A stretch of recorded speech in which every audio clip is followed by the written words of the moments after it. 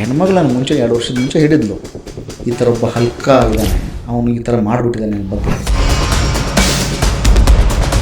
Success ಅನ್ನೋದು ಯಾವುದು ಅಂದರೆ ನೆಮ್ಮದಿಯಾಗಿರೋದು, ಈ 4 ಜನರ ಬಾಯಾಗಿರೋದಲ್ಲ. 100-150 ಫೋಟೋ ತೆಗೆಸೋದು, ಅದನ್ನೇ ಪ್ರಿಂಟ್ ಮೇಲೆ ಪ್ರಿಂಟ್, ಕಾಪಿ ಟು ಕಾಪಿ ಹಾಕೋದು, ಹಿಡ್ಕೊಳ್ಳೋದು, ಸೆಟ್ ಹೋಗೋದು, ಅಣ್ಣ ಅವಕಾಶ ಕೊಡಿ, ಅಣ್ಣ ಅವಕಾಶ ಕೊಡಿ, ಅಣ್ಣ ಅಪ್ಪಿ ತಪ್ಪಿ ಒಂದು ಫೋನ್ ಬಂತು ಅಂದ್ರೆ ಫಸ್ಟ್ ಇಟ್ಟು ಡ್ಯಾನ್ಸ್ ಮಾಡ್ತಿದ್ದೆ, ತೆಗ್ಗಿನ ರಿಸೀವ್ ಮಾಡ್ತಿರಲಿಲ್ಲ, ಬಂದಿ ತೆಗೆದಿತ್ತು, ಆಮೇಲೆ ಎತ್ತಿ ಸರ್ ಎಲ್ಲ ಬೆಂಗಳೂರು ಭೂಮಿ ಮೇಲೆ ಇರ್ತವೆ, ನಮ್ಮ ಭೂಮಿ ಕೆಳಗೆ ಮನೆ ಇತ್ತು. ಆದರೆ ಈ ಅಂಡರ್ಗ್ರೌಂಡಲ್ಲಿ ರಾಯಲಾಗಿ ಬದುಕಬೇಕು ಅಂತ ಆಗಿನ ಟೈಮಲ್ಲಿ ಸಂಡೇ ಬಜಾರ್ಗೆ ಹೋಗಿ ಒಂದು 750 ರೂಪಾಯಿ ಡೈನಿಂಗ್ ಟೇಬಲ್ ತೊಗೊಂಬಂದಿದ್ದೆ. 24 hours ಇಂಟು ಬಾರ್ ಚಿತ್ರಾನ್ನ ಅದಿಮ್ಕೊಂಡು ಬಂದಿದ್ದನ್ನು ಇದು ನನ್ನ ತಟ್ಟೆಗೆ ಬಂದು ಊಟ ತಿನ್ಬೇಕು. ಸೆಲೆಕ್ಟ್ ಆಗಿದ್ದೆ, ನಾನು ಪೇಮೆಂಟ್ ಕೊಡಲ್ಲ ಅಂದಿದ್ರು ಅವರು, ನಾನು ಅದಕ್ಕೆ ಬರಲ್ಲ ಅಂದಿದ್ದೆ. ರಾವಣ್ ಒಂದು 28 ಸೀರಿಯಲ್ ಮಾಡಿದ್ದೀನಿ. 28 ಸೀರಿಯಲ್ ಮಾಡಿದ್ದೀನಿ ನಾನು. ನನ್ನ ಕಾಮಿಡಿ ಕಿಲಾಡಿ ಮುಗಿತಿದ್ದಂಗೆ ಬಂದಿದ್ದೆ ದೊಡ್ಡ ಸಿನಿಮಾ ನನಗೆ ಪೈಲ. ಸೊ ಯಶ್ ಸರ್ ಅಂತ ಬಂದಾಗ ನಿಮ್ಮ ಅಭಿಪ್ರಾಯ, ಯಶಸ್ಸನ್ನು ಹೇಗೆ ಸಾಧಿಸಬೇಕು ಅನ್ನೋದು, ದರ್ಶನ್ ಸರ್ ಬಗ್ಗೆ ನಿಮ್ಗೆ ಇರೋ ಅಭಿಪ್ರಾಯ ಏನು? ಮಾಸ್ ಸಿನಿಮಾ ಹೇಗೆ ಮಾಡಬೇಕು? ಸೋಷಿಯಲ್ ಮೀಡಿಯಾದಲ್ಲಿ ಏನೇನೋ ರೂಮರ್ಗಳು, ನಾನು ಅದ್ರ ಬಗ್ಗೆ ಕೇರೇ ಮಾಡಲ್ಲ. ಅಪ್ಪಣ್ಣ ಸರ್ ಹೀರೋ ಆಗಿ ಮಾಡ್ತಿರುವಂಥ ಮೂವಿ ಹೇಳಬೇಕು, ಯಾರಿಗೂ ಹೇಳಬೇಡಿ ಅಂತ ಅನಂತ್ ನಾಗ್ ಅವರ ಹಳೆ ಹೌದಾ? ನನಗೆ ಹಾಕಿ ಈಗ ಹೇಳ್ತಿದ್ದೀರಾ ಅಂದ್ಕೊಂಡೆ. ನಮ್ಮ ಕಡೆ ಹುಟ್ಟ ಉಡಾಳ ಅಂತಾರೆ, ನಂಗೆ ಹುಟ್ಟ ಉಡಾಳ. ನಾನು ಮನುಷ್ಯನಿಗೆ ಇವನು ತೃಪ್ತಿ ಮನುಷ್ಯ ಅಲ್ಲ, ಇವನು ತೃಪ್ತಿ ಆಗಲ್ಲ. ಇವನು ಕಾಲು ಕೆಟ್ಟಿದೆ ಅಂದರೆ ಕಾಲು ಕೆಟ್ಟಿಲ್ಲಪ್ಪ, ನೀನು ಕೆಟ್ಟಿದೆಯಾ ಮನುಷ್ಯ. ಹಾಯ್, ಎಲ್ಲರಿಗೂ ನಮಸ್ಕಾರ. ವಿಶೇಷ ಪಾಡ್ಕಾಸ್ಟ್ಗೆ ಸ್ವಾಗತ, ಸುಸ್ವಾಗತ. ಇವತ್ತು ನಮ್ಮ ಜೊತೆ ಒಬ್ಬರು ಕಾಮಿಡಿ ಕಿಲಾಡಿ ಇದ್ದಾರೆ. ಯಾವ ಕಿಲಾಡಿ ಅಂತಂದರೆ ಇವಾಗ ಎಲ್ಲ ರಂಗದಲ್ಲೂ ಅವ್ರದ್ದೇ ಸದ್ದು, ಬೇರೆ ಯಾರೂ ಅಲ್ಲ, ಕಾಮಿಡಿ ಕಿಲಾಡಿಯ ರನ್ನರ್ ಅಪ್ ಆಗಿ ಮಿಂಚಿದಂತಹ ನಮ್ಮ ಅಪ್ಪಣ್ಣ ಅವರು ನಮ್ಮ ಜೊತೆ ಇದ್ದಾರೆ. ಅಪ್ಪಣ್ಣ ಅವ್ರನ್ನ ವಿಶೇಷ ಪಾಡ್ಕಾಸ್ಟ್ಗೆ ಸ್ವಾಗತವನ್ನು ಮಾಡ್ಕೊಳ್ಳೋಣ. ಅಪ್ಪಣ್ಣ ಸರ್, ತಮಗೆ ವಿಶೇಷವಾದ ಸ್ವಾಗತ ಈ ಒಂದು ಪಾಡ್ಕಾಸ್ಟ್ಗೆ. Thank you so much. Appanna sir, first of all ಹೇಗಿದ್ದೀರಾ? ಚೆನ್ನಾಗಿದ್ದೀನಿ ಮೇಡಮ್, ತುಂಬ ಚೆನ್ನಾಗಿದೆ sir. First of all Appanna ಹೆಸರು ಹೇಗೆ ಬಂತು? ಈ ಕಡೆಯಿಂದ ಕರೆದ್ರು ಅಣ್ಣ, ಆ ಕಡೆಯಿಂದ ಕರೆದ್ರೆ ಅಪ್ಪ, ಎಲ್ಲರೂ ಹಂಗೆ ಕರಿಬೇಕಾದ್ರೆ ಹೆಂಗೆ ಅನ್ಸುತ್ತೆ? ಯಾರು ಇಟ್ಟಿದ್ದು ಈ ಹೆಸರೆಲ್ಲ? ನಮ್ಮ ಅಜ್ಜಿ. ಓಕೆ. ನಾವು ಅಜ್ಜಿನ ಅಮ್ಮ ಅಂತೀವಿ ಉತ್ತರ ಕರ್ನಾಟಕದಲ್ಲಿ. ಹಾಗಾಗಿ ನಮ್ಮ ಅಮ್ಮ ಇದ್ದಾಳಲ್ಲ, ಅಕ್ಕಿ ನಮ್ಮೂರಲ್ಲಿ ಮಳೆಪಜ್ಜ ಅಂತ ಒಂದು ದೇವ್ರ ಮಠ ಇದೆ. ಅದಕ್ಕೆಲ್ಲ ನಡ್ಕೋತಾರೆ ನಮ್ಮ ಕಡೆ. ಸೊ ಅವರ ಹರಕೆಯಿಂದ ಹುಟ್ಟಿದೀವಿ ಅನ್ನೋ ಒಂದು ನಂಬಿಕೆಯಿಂದ ಅದನ್ನು ನನಗೆ ಅಪ್ಪಯ್ಯ ಅಂತ ಇಟ್ಟರು.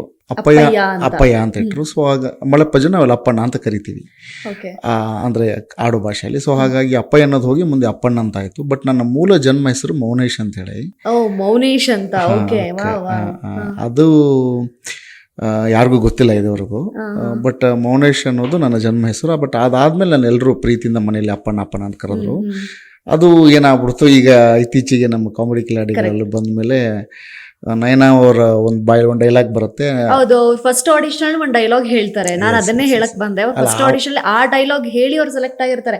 ಅಪ್ಪಣ್ಣ ಅಂತ ಹೆಸರು ಇಟ್ಕೊಂಡ್ರೆ ಯಾರು ಹೇಗೆ ನೋಡಿದ್ರೆ ಸೆಕೆಂಡ್ ಸೀಸನ್ ಅಪ್ಪಣ್ಣನೇ ಬಂದ್ಬಿಟ್ಟಿದ್ದಾರೆ. ಇಲ್ಲ, ಆ ಸೀಸನ್ ನಾನು ಆಡಿಷನ್ ಕೊಟ್ಟಿದ್ದೆ. Very nice. ಕಾರಣಾಂತರಗಳಿಂದ ಬರ್ಲಕ್ ಆಗ್ಲಿಲ್ಲ ನಾನು.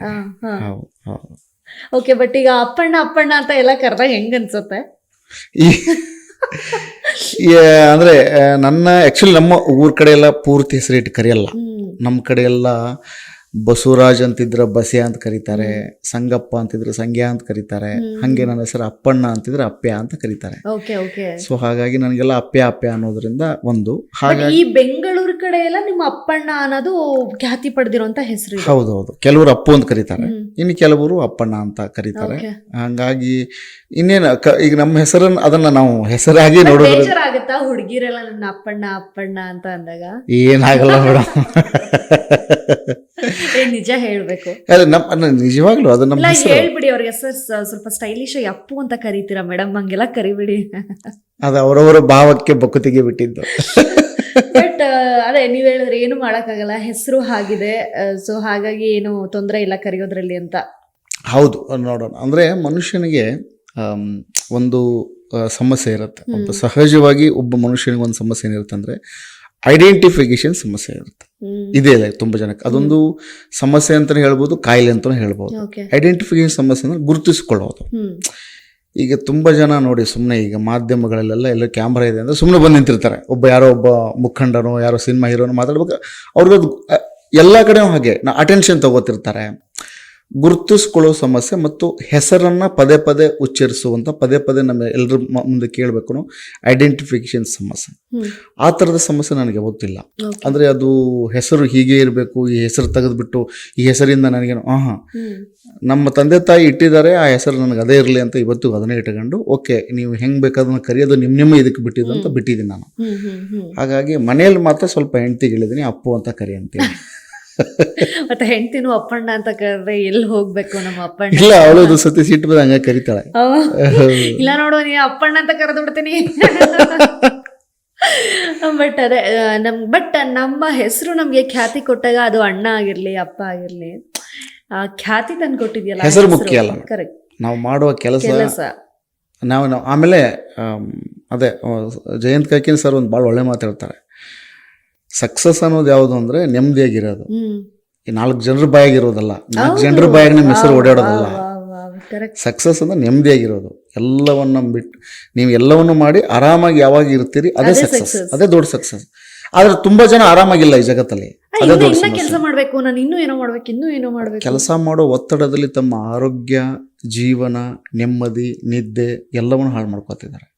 ಅದಕ್ಕೆ ಮೇ ಬಿ ನಮ್ಮ ಜೇಬಲ್ಲಿ ದುಡ್ಡು ಇಲ್ದಲೇ ಇರೋದು ಕಾರಣ ಆಗಿರ್ಬೋದಲ್ಲ ಸರ್. ಈ ದುಡ್ಡು ಅಂದರೆ ಆ ದುಡ್ಡು ಇರಬೇಕು ಅಂದರೆ ನಾವು ಆ ಕೆಲಸ ಮಾಡಲೇಬೇಕು. ಅದು ಬೇರೆ ನಾವು ಒಳ್ಳೆ ದಾರಿಲಿ ನೆಡಬೇಕು ಅನ್ನೋ ಇಂಟೆನ್ಷನ್ ಇದ್ದಾಗ ಆ ದುಡ್ಡು ಬೇಕು ಅಂತಂದರೆ ನಾವು ಆ ಕೆಲಸ ಮಾಡಲೇಬೇಕಲ್ಲ. ಆ ಒತ್ತಡನೇ ನಮಗೆ ನಮ್ಮ ಆರೋಗ್ಯ ಸಮಸ್ಯೆಗೆ ಕಾರಣ ಅಂತ ಅನ್ಸುತ್ತೆ. ಅಲ್ಲ, ಹೌದು. ದುಡ್ಡು ಮಾಡೋ ಧಾವಂತದಲ್ಲಿ ನೀವು ಆರೋಗ್ಯವನ್ನು ಹಾಳು ಮಾಡ್ಕೊಂಡ್ರೆ ನಾಳೆ ಅದೇ ದುಡ್ಡು ನೀವು ಆರೋಗ್ಯ ಸರಿ ಮಾಡ್ಕೊಳಕ್ ಆಗ್ತೀರಿ. ಇದೇ ಕೆಲಸ ಆಗುತ್ತೆ. ಕರೆಕ್ಟ್. ಅದನ್ನ ಮಾಡಕ್ಕೆ ನೀವು ಆ ಚಂದಕ್ಕೆ ಯಾಕೆ ದುಡಿಬೇಕು ಅಂತ. ನೀವು ಚೆನ್ನಾಗಿ ಹೇಳಿದ್ರಿ. ಸಕ್ಸಸ್ ಅಂತಂದ್ರೆ ನೆಮ್ಮದಿಯಾಗಿರೋದು. ಎಂಥ ಲೈನ್ ಅದು ಅಲ್ವಾ.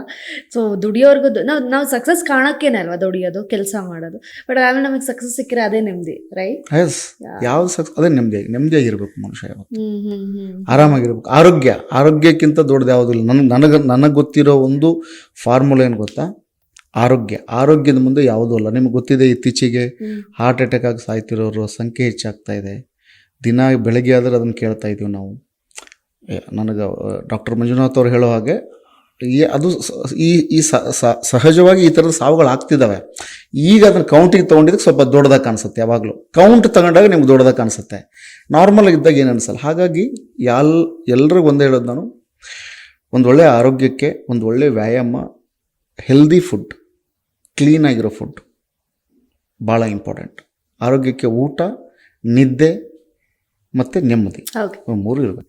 ಸರ್, ನೀವು ಯೂಶಲಿ ಯಾವ ಭಾಗದವರು? ಅಂದರೆ ಎಲ್ಲಿಂದ ಹುಟ್ಟಿದ್ದು, ಬೆಳೆದಿದ್ದು, ನಿಮ್ಮ ಎಜುಕೇಷನ್ ಬ್ಯಾಕ್ಗ್ರೌಂಡು, ಬೆಂಗಳೂರಿಗೆ ಬರುವಂಥ ಧಾವಂತ ಎಲ್ಲ ಯಾವಾಗ ಶುರುವಾಯಿತು? ಸೊ ಹುಟ್ಟಿ ಬೆಳೆದಿದ್ರ ಬಗ್ಗೆ ಮಾತಾಡೋದಾದ್ರೆ, ನಾನು ಉತ್ತರ ಕರ್ನಾಟಕದ ಬೆಳಗಾವಿ ಜಿಲ್ಲೆಯ ರಾಮದುರ್ಗ ತಾಲೂಕಿನ ಹುಡುಗ. ಸೊ ನನ್ನ ಊರು ರಾಮದುರ್ಗನೇ. ನಾನು ಹುಟ್ಟಿ ಬೆಳೆದಿದ್ದು, ನನ್ನ ಬಾಲ್ಯ ಕಳೆದಿದ್ದು, ನನ್ನ ಬಾಲ್ಯ ಅದ್ಭುತವಾಗಿ ಎಂಜಾಯ್ ಮಾಡಿದ್ದೀನಿ ನಾನು. ಬ್ಯೂಟಿಫುಲ್. ನನ್ನ ಮನೆ ಪಕ್ಕ ಒಂದು ನದಿ ಹರಿದಿದೆ, ಮಲಪ್ರಭಾ ನದಿ ಅಂತ. ಆ ನದಿಯ ದಡದ ತೀರಲ್ಲಿ ನಾವು ಎಷ್ಟು ತುಂಟಾಟಗಳಾಡಿದ್ದೀವಿ.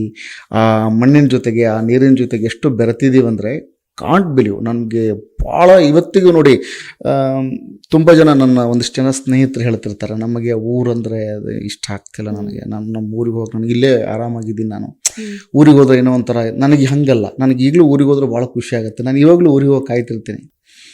ನನ್ನ ಊರಲ್ಲೇ ಒಂದೇನಾದರೂ ಮಾಡಬೇಕು ಅಂತ ನನಗೆ ಇರೋದು. ಅದಕ್ಕೆ ನಮ್ಮ ಕಡೆ ಒಂದು ಭಾಳ ಅದ್ಭುತವಾದ ಗಾದೆ ಇದೆ ಉತ್ತರ ಕರ್ನಾಟಕದಾಗ, ಇದ್ದೂರು ಲಾಭ ಬೇಲೂರು ಲುಕ್ಸಾನ ಅಂತ.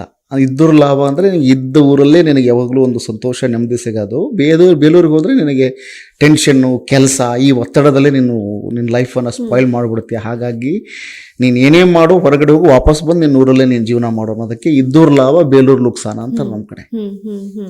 ಸೊ ಈಗ ರಾಮದುರ್ಗ ಮಿಸ್ ಮಾಡ್ಕೊಂತೀರಾ? ಬಿಕಾಸ್ ಬೆಂಗಳೂರು ಜೀವನದಲ್ಲಿ ಭಾಳ ಭಾಳ ಭಾಳ ಭಾಳ ಭಾಳ ನನ್ನ ಊರನ್ನ ನನಗೆ ಅಷ್ಟು ಜೀವ ನನಗೆ.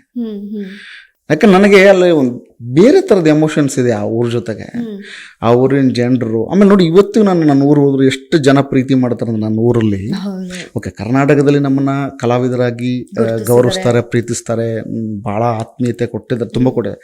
ಆದರೆ ಒಂದು ಹುಟ್ಟಿದ ಊರು ಇದೆಯಲ್ಲ, ಅಂದರೆ ನಿನ್ನ ತಾಯಿಯ ನಾಡಿದೆಯಲ್ಲ, ನಮ್ಮ ತಾಯಿಯ ನಾಡಿಗೆ ನಾವು ವಾಪಸ್ ಹೋದಾಗ ಆ ತಾಯಿಯ ಮಡಿಲಲ್ಲಿ ನಿಮಗೆ ಕತ್ತಿಟ್ಟು ಮಲಗಿದಾಗ ಒಂದು ಸಿಗೋ ಸಂತೋಷ, ನೆಮ್ಮದಿ ಇದೆಯಲ್ಲ, ಅದೆಲ್ಲಿ ಸಿಗಲ್ಲ ನಿಮಗೆ. ಆಮೇಲೆ ನಿಮಗೆ ಆ ಊರಿನ ವಾಸನೆ, ಆ ನೆಲದ ಜೊತೆಗಿನ ಬದುಕಿನ ಜೊತೆ ಜನರ ಜೊತೆಗೆ ಬೆರೆತಾಗ, ಆಮೇಲೆ ನನಗೆ ಅಲ್ಲಿ ಹೋದ್ರೆ ಎಲ್ಲರೂ ನಾನೇನ ಅಲ್ಲಿ ಸೆಲೆಬ್ರಿಟಿ ಥರ ಇರಲ್ಲ, ನಾನು ಯಾವ ಸೆಲೆಬ್ರಿಟಿನೂ ಎಲ್ಲ, ಯಾವ ಇದು ಅಲ್ಲ ಬಿಡಿ. ನಾನು ಅಲ್ಲಿ ಹೋದ್ರೆ ಒಬ್ಬ ಸಾಮಾನ್ಯರಲ್ಲಿ ಸಾಮಾನ್ಯನಾಗಿ ಅವ್ರ ಜೊತೆ ಆರಾಮಾಗಿ ಇದ್ಕೊಂಡು ಕೆಲಸ ಮಾಡ್ತಿರ್ತೀನಿ. ಅದು ನಮಗೆ ಆ ಊರೇ ಹಾಗೆ ಅಂತ ಅನ್ಸುತ್ತೆ. ನಮ್ಮ ಊರು ನೋಡಿದ ತಕ್ಷಣ ಅದೇನೋ ಒಂದು ಅದೊಂದು ನಿಟ್ಟುಸಿರು ಬಿಡ್ತೀವಿ ಗೊತ್ತಾ. ಹಬ್ಬ ಬೆಂಗಳೂರಿನ ಒಂದು ಬ್ಯುಸಿ ಸ್ಕೆಡ್ಯೂಲ್ನ ಬಿಟ್ಟು ಮತ್ತೆ ನನ್ನ ನೆಲಕ್ಕೆ ಬಂದಾಗ ಆಗೋ ಖುಷಿ ಅದಕ್ಕಿಂತ ಮತ್ತೆ ಯಾವುದು ಏನು ಅವಾಗ ನಾವು ನಮ್ಮ ನೆಲಕ್ಕೆ ಹೋದಾಗ ನಮ್ಗೆ ಏನೇ ಕೊಟ್ಟರು ಅವಾಗತ್ತು ದೊಡ್ಡದಂತ ಅನ್ಸೋದೇ ಇಲ್ಲ ಅಂತ ಅನ್ಸುತ್ತೆ ಅಲ್ವಾ. ನೀವು ಹೇಳ್ತಾ ಇದ್ರಿ ನಿಮ್ಮ ಬಾಲ್ಯ ನಿಮಗೆ ತುಂಬ ಖುಷಿ ಕೊಟ್ಟಂತಹ ಕ್ಷಣಗಳು ಅಂತ. ಹಾಗಾದರೆ ಅಪ್ಪಣ್ಣಗೆ ಖ್ಯಾತಿ ಸಿಗೋದಕ್ಕಿಂತ ಮುನ್ನ ಆ ಅಪ್ಪಣ್ಣ ಬಗ್ಗೆ ಮಾತಾಡೋದಾದ್ರೆ ಹೇಗಿತ್ತು ಆ ಅಪ್ಪಣ್ಣನ ಜೀವನ ಅಂತ? ಭಾಳ ನೆಮ್ಮದಿಯಾಗಿದ್ದೆ ಅನಿಸುತ್ತೆ, ನಾನು ಭಾಳ ಆರಾಮಾಗಿದ್ದೆ ಅನಿಸುತ್ತೆ. ಮತ್ತೆ ವಾಪಸ್ ಬಾಲ್ಯಕ್ಕೆ ಹೋಗ್ಬೇಕಾಗ್ತಿದೆ. ನಂಗೆ ಅದೇ ಅಪ್ಪಣ್ಣ ಬೇಕು ಅನ್ನಿಸ್ತಾ ಇದೆ. ನಾನು ಯಾಕೋ ಇದು ನನಗೆ ಸರಿ ಅನ್ನಿಸ್ತಾ ಇಲ್ಲ. ಇದು ಯಾಕೋ ನನಗೆ ಇದಕ್ಕೆ ಬಂದು ತುಂಬ ಏನೋ ಅಂದರೆ ನಾನು ತುಂಬ ಕಟ್ಟಳೆಗಳು ಹಾಕ್ಕೊಂಡು ಏನೋ ಒಂದು ರಿಸ್ಟ್ರಿಕ್ಷನಲ್ಲಿ ಅಥವಾ ಒಂದಿಷ್ಟು ಬದುಕನ್ನೇ ನಾನು ಎಲ್ಲೋ ನನ್ನನ್ನು ಅಂದರೆ ಒಂದು ಎಲ್ಲರಿಗೆ ಅವ್ರ ತನ ಅಂತಿರುತ್ತೆ, ಆ ತನವನ್ನು ಕಳ್ಕೊಂಡು ಬದುಕ್ತೋದಿದೆಯಲ್ಲ, ಅದು ಹೋಗ್ಬಿಟ್ರೆ ಭಾಳ ಕಷ್ಟ. ಅದನ್ನು ಕಳ್ಕೊಂಡು ಬದುಕ್ತಾ ಇದ್ದೀನಿ, ತುಂಬ ಸಫರ್ ಮಾಡ್ತೀನಿ, ನಾನು ತುಂಬ ಸತಿ ನೊಂದ್ಕೊಂಡಿದ್ದೀನಿ. ಅಂದರೆ ನನಗೊಂದು ಅಸ್ತಿತ್ವನೇ ಇಲ್ಲಲ್ಲ ಅಂತ ಅನ್ಸೋಕ್ಕೆ ಶುರುವಾಗಿದೆ. ಅಂದರೆ ನಮಗೊಂದು ಆ್ಯಕ್ಚುಲಿ ಬಾಲ್ಯದಲ್ಲಿದ್ದಾಗ ಅಥವಾ ನಾನು ಆ ಅಪ್ಪನಾಗಿದ್ದಾಗ ನನಗೊಂದು ಅಸ್ತಿತ್ವ ಇತ್ತು, ಒಂದು ದಾರಿ ಇತ್ತು, ಒಂದಿಷ್ಟು ನೆಮ್ಮದಿ ಇತ್ತು ನನಗೆ. ಇಲ್ಲಿ ಅದೇನೋ ನಾನು ಈ ಯಶಸ್ಸು, ಸಕ್ಸಸ್ಸು, ದುಡ್ಡು ಅದರ ಹಿಂದೆ ಬಿದ್ದುಬಿಟ್ಟು ಅದೆಲ್ಲ ಕಳ್ಕೊಂಡು ಮರಳಿ ಮಣ್ಣಿಗೆ ಅಂತಾರಲ್ಲ, ಹಾಗೆ ನಾವು ಮತ್ತೆ ಮರಳಿ ಮಣ್ಣಿಗೆ ಹೋಗಬೇಕಾಗಿದೆ. ಅದು ನಿಮ್ಮ ಮುಖದಲ್ಲಿ ತುಂಬ ಅದೊಂದು ಬೇಸರ ಕಾಣಿಸ್ತಾ ಇದೆ. ಅಂದರೆ ಆ ಬಾಲ್ಯದ ನೆನಪುಗಳು ಅಥವಾ ಆ ಅಪ್ಪಣ್ಣನ ನೆನಪಿಸ್ಕೊಂಡಾಗ ನಿಮ್ಮ ಮುಖನೇ ಹೇಳ್ತಾ ಇದೆ, ನಿಮ್ಮ ಕಣ್ಗಳೇ ಹೇಳ್ತಾ ಇದೆ ಆ ಅಪ್ಪಣ್ಣನ ಎಷ್ಟು ಮಿಸ್ ಮಾಡ್ಕೋತಾ ಇದ್ದೀರಾ ಅಂತ. ಸೊ ನೀವು ಓದಿದ್ದೆಲ್ಲ ಹೇಗೆ ಸರ್? ಏನು ಓದಿದ್ರಿ ನೀವು? ನಾನು ತುಂಬ ಎಜುಕೇಷನ್ ಮಾಡಿಲ್ಲ ಮೇಡಮ್, ಭಾಳ ಕಡಿಮೆ ಓದಿದ್ದೀನಿ. ನಾನು SSLC ಫೇಲ್ ಆಗಿ ಎಕ್ಸಾಮಲ್ಲಿ ಪಾಸ್ ಆದವನು. ನಾನು ಸಪ್ಲಿಮೆಂಟ್ರಲ್ಲಿ ಪಾಸ್ ಆದವನು. ಹಾಗಾಗಿ ನಾನು ನಮ್ಮ ಕಡೆ ಹುಟ್ಟ ಉಡಾಳ ಅಂತಾರೆ, ಅಂದ್ರೆ ಉಡಾಳ ಮನುಷ್ಯ ಅಂತಲ್ಲ, ಹಂಗೆ ಹುಟ್ಟ ಉಡಾಳ ನಾನು. ಹಾಗಾಗಿ ಅದೆಲ್ಲ ಒಂದಿಷ್ಟು ಬದುಕನ್ನು ಹೊರತುಪಡಿಸಿದ್ರೆ ಸಕ್ಸಸ್ ಕಡೆಗೆ ಹೋಗಬೇಕು, ಏನಾದ್ರು ಮಾಡಬೇಕು ಅಂತ ಹೊರಟಾಗ ಒಂದಿಷ್ಟು ನನಗೆ ಸೀರಿಯಸ್ ಆದ ಗುರುಗಳು ಸಿಕ್ಕರು. ಸೊ ಹಂಗೆ ಅವ್ರ ಜೊತೆ ಜರ್ನಿ ಶುರು ಆಯಿತು. ಹಾಗಾಗಿ ನಮಗೆ ಆ ಬಾಲ್ಯದಲ್ಲಿರುವಂತಹ ಎಂಜಾಯ್ಮೆಂಟು. ಬಟ್ ಅಷ್ಟೊಂದು ಏನು ತುಂಟಾಟ ಮಾಡಿದಿರ ಹಾಗಾದರೆ ಬಾಲ್ಯದಲ್ಲಿ, ನೆನಪಿಸ್ಕೊಳ್ಳೋ ಅಷ್ಟು ಬಾಲ್ಯವನ್ನು? ಮೇಡಮ್ ಅದೇ ನಮ್ಮೂರು ನದಿ ಇತ್ತು, ನದಿಯಲ್ಲಿ ತುಂಬ ಚೆನ್ನಾಗಿ ಈಜಾಡ್ತಿದ್ವಿ. ಈಜಾಡ್ಬಿಟ್ಟು ಮನೆಗೆ ಹೋಗ್ಬೇಕಾದ್ರೆ ವಾಪಸ್ಸು ನಮ್ಮವ್ವ ಜಳಕ ಮಾಡಿದ್ದು ಗೊತ್ತಾದ್ರೆ ಹೊಡಿತಾಳಂತ ಗೊತ್ತಾಗಿ ಆ ನಮ್ಮ ಮನೆಗೆ ಹೋಗೋ ಹಾದಿಯಲ್ಲಿ ಮಣ್ಣು ಬಿದ್ದಿರ್ತಿತ್ತು. ಆ ಮಣ್ಣು ತಗೊಂಡು ಮೈ ಮೇಲೆ ಹಾಕೊಂಡ್ಬಿಡ್ತಿದ್ವಿ. ನೋಡಿ, ಸ್ವಚ್ಛಾಗಿ ಸ್ನಾನ ಮಾಡಿ ಮತ್ತೆ ವಾಪಸ್ ಬಂದು ಗಲೀಜು ಮೈ ಮೇಲೆ ಹಾಕೊಂಡು ಮನೆಗೆ ಹೋಗ್ತಿದ್ವಿ. ಆ ಹೋಗ್ಬಿಟ್ಟು ನಮ್ಮ ಅವನ ಮುಂದೆ ನಿಂದಿರೋದು. ಆ ನಮ್ಮವ್ವ ನೋಡೋಳು, ಓಕೆ ಗಲೀಜಾಗಿದೆ ಅಂದರೆ ಆರಾಮಾಗಿ ಓಕೆ ಹೋಗಿಲ್ಲ ಅಂತ ಇರ್ತಿತ್ತು. ಎಲ್ಲ ನೋಡಿ ನಮ್ಮ ಅಮ್ಮಂಗೆ ಏನು ಗೊತ್ತಾಗ್ತಿದ್ರೆ ಕಣ್ಣು ಕೆಂಪಾಗ್ಯಾವ ಅಂದ್ರೆ ಹೊಡೆಯೋಳು. ಯಾಕಂದ್ರೆ ನೀರಲ್ಲಿ ಮುಳುಗಿ ಕಣ್ಣು ಕೆಂಪಾಗ್ಬಿಡೋದು, ರೆಡ್ಡಿಶ್ ಆಗಿರೋದು ನೋಡ್ಬಿಡೋಳು. ಆ ರೆಡ್ ಗೊತ್ತಾಗಿದ ತಕ್ಷಣ ರಪ್ಪ ಹೊಡೆಯೋಳು. ಆ ಹೊಡೆತ ತಿನ್ನೋಕ್ಕೆ ನಾವು ತಪ್ಪಿಸ್ಕೊಳ್ಳೋಕ್ಕೆ ಭಾಳ ಕಷ್ಟಪಟ್ಟು ಏನೇನೋ ತುಂಟಾಟಗಳು ಮಾಡ್ತಿದ್ವಿ. ಒಂದು ಜೊತೆಗೆ ಆಟಗಳು ಆಡ್ತಿದ್ವಿ. ಬಾಲ್ಯದ ಆಟಗಳಿತ್ತು ನಮ್ಮದು. ನಮ್ಮ ಕಡೆ ಚಿನ್ಪನಿ ಅಂತ ಆಡ್ತೀವಿ, ಆಮೇಲೆ ಒಟಬ ಆಡ್ತೀವಿ, ಆಮೇಲೆ ಕಿರ್ರ್ ಅಂತ ಆಡ್ತಿದ್ವಿ, ಆಮೇಲೆ ಇದು ಆಡ್ತಿದ್ವಿ, ಏನದು ಅಂಡ್ಯಾಳ, ಆಮೇಲೆ ಗೋಲಿ ಆಟ ಆಡ್ತಿದ್ವಿ. ನಮ್ಮ ಕಡೆ ಎಲ್ಲ ಆ ಆಟಗಳೇ ಉತ್ತರ ಕರ್ನಾಟಕ ಭಾಷೆ. ಕಿರ್ ಅಂದ್ರೆ ಆಟೋಮೆಟಿಕ್ ಕಿಸ್ ಗಾರ್ಗರ್ ಬೋಲಿಂದೆ ಬೋಲ್ ಅಂತೇಳಿ ಒಂದು ಆಟ ಬರುತ್ತೆ. ಒಬ್ಬರಿಂದ ಒಬ್ರು ಹಿಂಗೆ ಬಗ್ಗೆ ಹಿಡ್ಕೊಂಡು ಹಿಂದ್ಗಡೆಯಿಂದ ಓಡ್ ಬಂದು ಒಬ್ಬನ ಹಾರ್ತಾನೆ. ಫಸ್ಟ್ ತುದಿಯಲ್ಲಿ ಹೋಗಿ ಅವನ ಹಾರಿ ಕುತ್ಕೋತಾನೆ, ಅವನು ಗೆದ್ದ ಅಂತ. ಅದು ಬಹಳ ಮಜವಾಗಿರ್ತಿತ್ತು. ಹಾರಕ್ಕೆ ಆಗ್ತಿರ್ಲಿಲ್ಲ ಅವ್ನು. ಯಾರೋ ಒಬ್ಬನ ಸ್ವಲ್ಪ ಸಣ್ಣಗಿರೋನು ಹಾರು ಬಂದು ನಾನು ಅವಾಗ ಸಣ್ಣ ಇದ್ದೆ, ಬಹಳ ಮುಸ್ಲಿಂ ಇದ್ದೆ, ಅವಾಗ ಹಾರೆಲ್ಲ ಕೂತ್ಕೊಳ್ತಿದ್ದೆ. ಹಂಗಾಗಿ ಅದು ಮಜಾ ಸಿಗೋದ ಆಟ. ಆ ಥರದೆಲ್ಲ ಆಟ ಆಡ್ತಿದ್ವಿ ನಮ್ಮೂರಲ್ಲಿ. ಅದಾದ್ಮೇಲೆ ಹಬ್ಬಗಳು ಬಂದರೆ ಹಬ್ಬಗಳು ಎಂಜಾಯ್ ಮಾಡ್ತೀವಿ. ಪ್ರತಿ ಹಬ್ಬದಲ್ಲೂ ನಮ್ಗೆ ಹೊಸ ಬಟ್ಟೆ ಬರೋದೇ ಕಾಯ್ತಿದ್ವಿ. ಆದ್ಮೇಲೆ ಆ ಹಬ್ಬದ ಪ್ರತಿ ರಿಚುವಲಲ್ಲೂ ನಾವು ಇರ್ತಿದ್ವಿ. ಈಗ ಹಬ್ಬಗಳಿಲ್ಲ ಮೇಡಮ್. ಹೌದು ಹೌದು. ಹಬ್ಬಗಳಿಲ್ಲ ಈಗ. ಇವು ಪಿಜ್ಜಾ ಹಬ್ಬ ಆಗಿದಾವೆ. ಪಿಜ್ಜಾ ಹಬ್ಬ, ಬರ್ಗರ್ ಹಬ್ಬ, ಎಣ್ಣೆ ಪಾರ್ಟಿ ಹಬ್ಬ ಆಗ್ಬಿಟ್ಟಿದೆ. ಎಲ್ಲ ಹಬ್ಬ ಹಾಗೆ ಹಬ್ಬಗಳು ಹೋಗಿದಾವೆ. ಈಗ ಬರೀ ಹಬ್ಬಗಳಾಗಿದ್ದಾವೆ. ಎಂತೆಲ್ಲ ಏನು ಹೇಳಿದ್ರೆ ಹಬ್ಬ ಎಲ್ಲ ಹೋಗಿ ಈಗ ಹಬ್ಬಗಳಾಗ್ಬಿಟ್ಟಿದೆ. ಎಲ್ಲ ಕಡೆ ಹಬ್ಬಗಳು ಬಂದ್ಬಿಟ್ಟು ನಮ್ಮ ಒಂದು ಮೂಲ ಸಂಸ್ಕೃತಿಯ ಸಂಸ್ಕಾರದ ಗುಣ ಇತ್ತಲ್ಲ, ಗುಣ ಹೋಗ್ತಿದೆ. ಟ್ರೂ. ಸೊ ಇದಾದ್ಮೇಲೆ 10ನೇ ಕ್ಲಾಸ್ನು ಕೂಡ ಫೇಲ್ ಆಗ್ತೀರಿ. ಫೇಲ್ ಆದ್ಮೇಲೆ ಮತ್ತೆ ಸಪ್ಲಿಮೆಂಟ್ರಿನಲ್ಲಿ ಪಾಸ್ ಮಾಡ್ತೀರಿ. ಸೊ ನಟನೆ ಏನಾದ್ರು ಹೇಗೆ ಹುಡ್ಕೋತು, ಅದ್ರ ಜೊತೆಗೆ ಯಾವಾಗ ಶುರು ಮಾಡಬೇಕು, ಯಾವಾಗ ಆರಂಭ ಮಾಡಬೇಕು, ಅದ್ರ ಜೊತೆಗೆ ಯಾವಾಗ ಸೀರಿಯಸ್ ಆಗಿ ತಗೋಬೇಕು ಅಂತೆಲ್ಲ ಅನ್ಸಿದ್ ಯಾವಾಗ? ಆ ಕ್ಷಣಗಳನ್ನ ನೆನಪಿಸ್ಕೊಳ್ಳೋದಾದ್ರೆ ನಮಗದೇ ಈ ಊರಲ್ಲಿರೋ ಅವಮಾನಗಳನ್ನು ಮತ್ತು ಈ ಊರಲ್ಲಿ ನಮಗೆ ಬೈತಿರೋ ಜನಗಳಿಂದ ಅಥವಾ ನಮ್ಮನ್ನು ಆಡ್ಕೋತಿದ್ರಲ್ಲ, ನಮ್ಮನ್ನು ಹೀಳಾಯಿಸ್ತಿದ್ರಲ್ಲ, ಅವರಿಂದ ಏನೋ ತಪ್ಪಿಸ್ಕೋಬೇಕು ಅಂತ ಏನಾದ್ರು ಒಂದು ಜಾಗ ಹುಡುಕ್ತಿದ್ವಿ. ಅವಾಗ ಈ ನಟನೆ ಸಿಕ್ತು. ಈ ನಾಟಕಗಳಲ್ಲಿ ಅವಕಾಶ ಕೊಟ್ಟರೆ ಸ್ವಲ್ಪ ಊರು ಬಿಟ್ಟು ಹೋಗ್ತೀವಿ, ಎಲ್ಲರೂ ನೆಮ್ಮದಿಯಾಗಿರ್ಬೋದು ಅಂಥೇಳಿ ಅಲ್ಲಿ ಹೋಗ್ತಿದ್ವಿ. ಅಲ್ಲಿ ಹೋಗಿ ಒಂಚೂರು ಕೆಲಸ ಮಾಡುವಾಗ ಅದೇನೋ ನಮ್ಮ ತುಂಟಾಟ, ನಮ್ಮ ಮಾತುಗಾರಿಕೆ ಅದಕ್ಕೆ ಸೂಟ್ ಆಗ್ತಿತ್ತೇನೋ.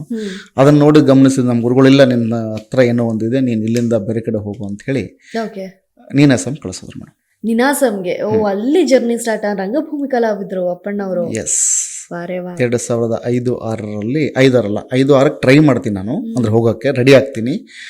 6-7 ಇದು ಯಾವ ವರ್ಷ ಹೋಗಿದ್ದು? 6-7 2006-7. ನಿಮ್ಗೆ ಎಷ್ಟು ವರ್ಷ ಇತ್ತಾಗ? ಆಗ ಪ್ರಾಬಬ್ಲಿ ನನಗೆ 22. ಅಲ್ಲಿವರೆಗೂ 10ನೇ ಕ್ಲಾಸ್ ಫೇಲ್ ಆದ್ಮೇಲೆ ಏನ್ ಮಾಡಿದ್ರಿ? ಮನೆಯಲ್ಲಿ ಸಪ್ಲಿಮೆಂಟರಿ ಪಾಸ್, ಬೀದಿ ನಾಟಕ, ಕಂಪನಿ ನಾಟಕಗಳಲ್ಲಿ ಅದನ್ನೇ ಮಾಡಿದ್ರಾ? SSLC ನಾನು ಪಾಸ್ ಆಗೋಷ್ಟೊತ್ತಿಗೆ ನನಗೊಂದು 18-17 ವಯಸ್ಸಾಗಿತ್ತು. ಅಷ್ಟೊಂದಾ? ಎಷ್ಟು ವಯಸ್ಸು? 16 ಅನ್ಕೊಳ್ಳೋಣ. 17 ಆಮೇಲೆ ನಾವು ಆಮೇಲೆ 7th 2 ಸತಿ ಕುಂತೀನಿ, 10th 2 ಸತಿ ಕೂತಿದ್ದೀನಿ. ಇಲ್ಲ, ಒಂದ್ಸತಿ ರಿವರ್ಸ್ ಕೂರಿಸಿದ್ರು, ಒಂದ್ಸತಿ ಫೇಲ್ ಆಗಿ ಮತ್ತೆ ಎಕ್ಸಾಮ್ ಬರೆದ್ವಿ. ಸೊ ಹಾಗಾಗಿ ಜಂಪ್ ಆಗಿ ಅಷ್ಟೊತ್ತಿಗೆ ಮುಗಿಸಿ ಒಂದು 3-4 ವರ್ಷ, 4-5 ವರ್ಷ ನಾನು ಊರಲ್ಲೇ ನಾಟಕಗಳು ಮಾಡ್ತಿದ್ದೆ. ಬೀದಿ ನಾಟಕ, ಆಮೇಲೆ ಈ ಥರದ ಕಂಪ್ನಿ ನಾಟಕಗಳಿಗೆ ಕೆಲಸ ಮಾಡ್ತಿದ್ದೆ. ಅವಾಗ ಅದು ಸ್ವಲ್ಪ ಜರ್ನಿ ನನಗೆ ಭಾಳ ಚೆನ್ನಾಗಿತ್ತು. ಅದು ಭಾಳ ಒಳ್ಳೆ ಎಕ್ಸ್ಪೀರಿಯನ್ಸ್. ನೀನಾಸಂ ಬರೋದಕ್ಕಿಂತ ಮುಂಚೆ, ನೀನಾಸಂ ಬಂದ್ಮೇಲೆ ಬೇರೆ, ನೀನಾಸಂದು ನೆಕ್ಸ್ಟ್ ಲೆವೆಲ್ಗೆ ಹೋಗ್ಬಿಡ್ತೀವಿ.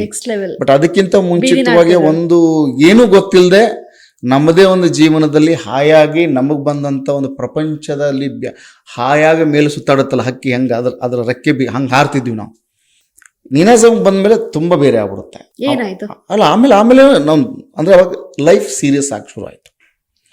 ಇಷ್ಟು ದಿನ ಮಾಡಿದ ಲೈಫಲ್ಲಿ ಈಗ ಎಂಜಾಯ್ಮೆಂಟ್ ಎಲ್ಲ ಕಡಿಮೆ ಆಗಿ ಶುರು ಆಯಿತು. ಸೀರಿಯಸ್ನೆಸ್ಸು, ಓದು.